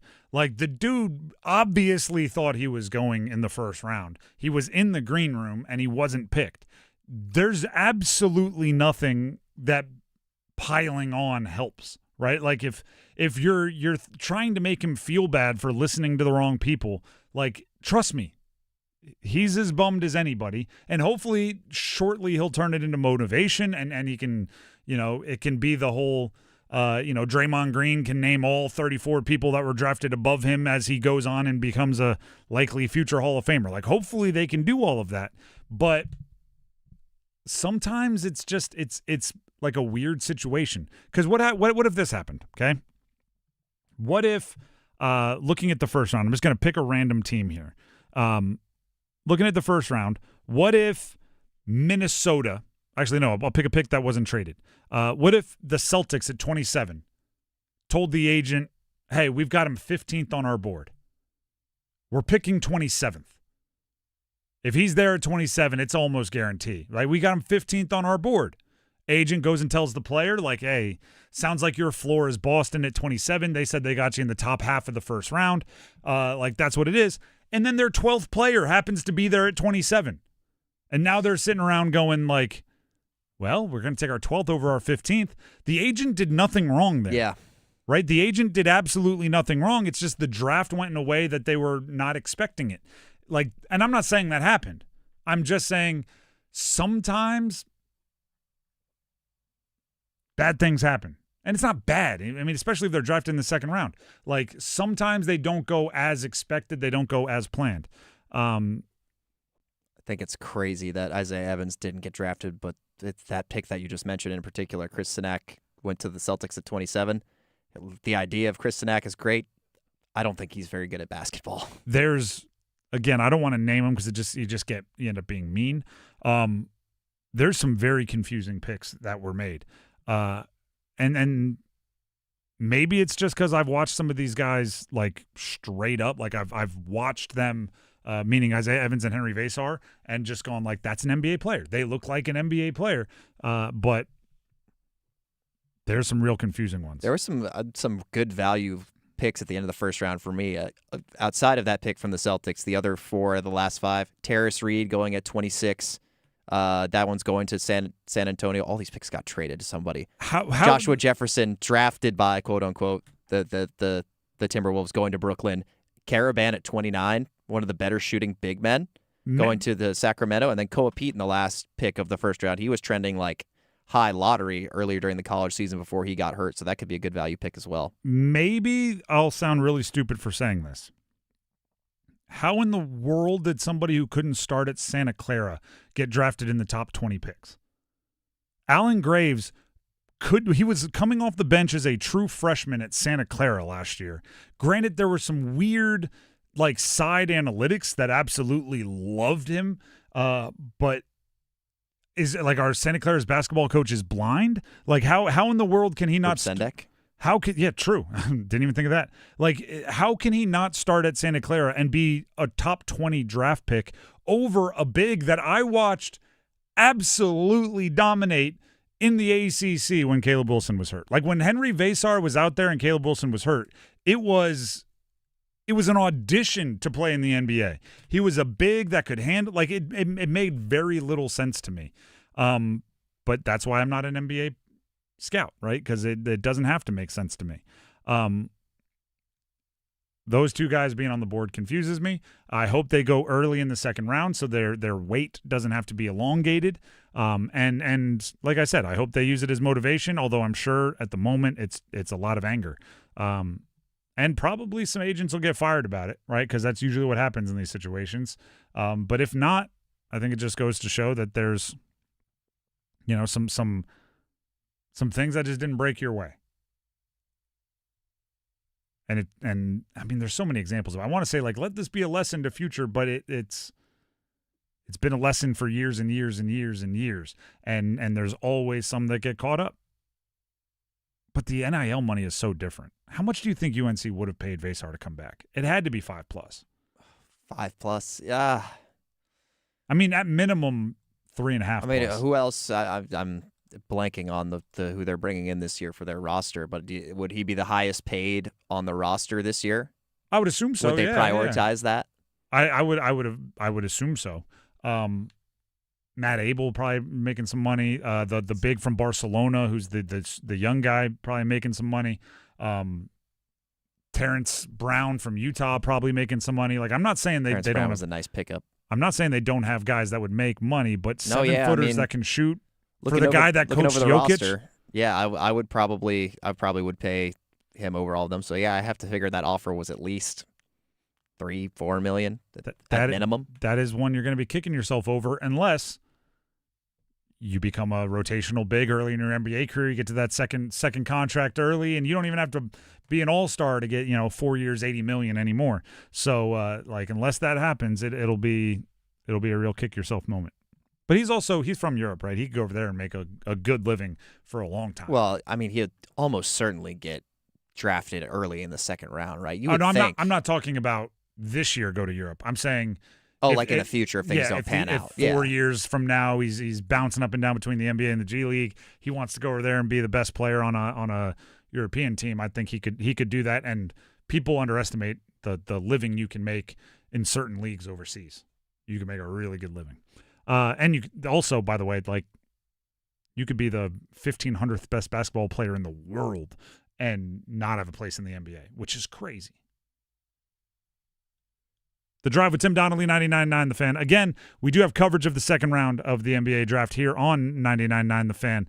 So you can stick around right here. We'll have Overdrive. Then we'll have the coverage. Is it beginning at 7:30 again tonight like it did yesterday? Yep, pre-draft coverage 7:30. First pick of the second round scheduled for 8 o'clock. Seemed like it moved kind of slow yesterday. It always does. Let's fire up these picks a little bit quicker. We got to send them to the fake living room over here on the side with Lisa Salters and with the wrong hat. With the wrong hat on. Yeah, with the hat of the team that they after the first 6 picks, the team they're not going to play for. All right, 2 things I'm going to change about every draft. 1, picks can be traded and they can be called in and confirmed, and then the commissioner just does it like the NFL, right? Pick 17 was traded to the Thunder, and with the 17th pick, the Thunder select. It can be that easy. 2, the other thing I want to update is why do we just make the commissioner read all the picks? That makes no sense to me. Why do we make the commissioner make all the picks? Well, some drafts have that, and some drafts you can send up. For the second round of the NFL draft, the NHL sends up people from the team, and it's so much more exciting. It should be it's an entertainment product. People have to remember that. There's no way Adam Silver up there just blandly monotone reading players' names is the best way to do it, and mispronouncing a lot of them. I'm sure I've mispronounced my fair share. I'm not going to throw stones. I might live in a glass house. Steinbach. I saw somebody that said with the both Charlotte Hornets picks, they picked Hans Christian Andersen. That's pretty good. Pretty good. The Drive with Tim Donnelly, 99.9 The Fan. Overdrive coming up next. We're going to talk top of the NBA draft. Obviously, Boozer, Wilson taken. Our reactions coming up, and some Nikishin reports today for the Canes. Stick around for that. It's on Overdrive. We'll see you tomorrow. Until then, have a great night, everybody.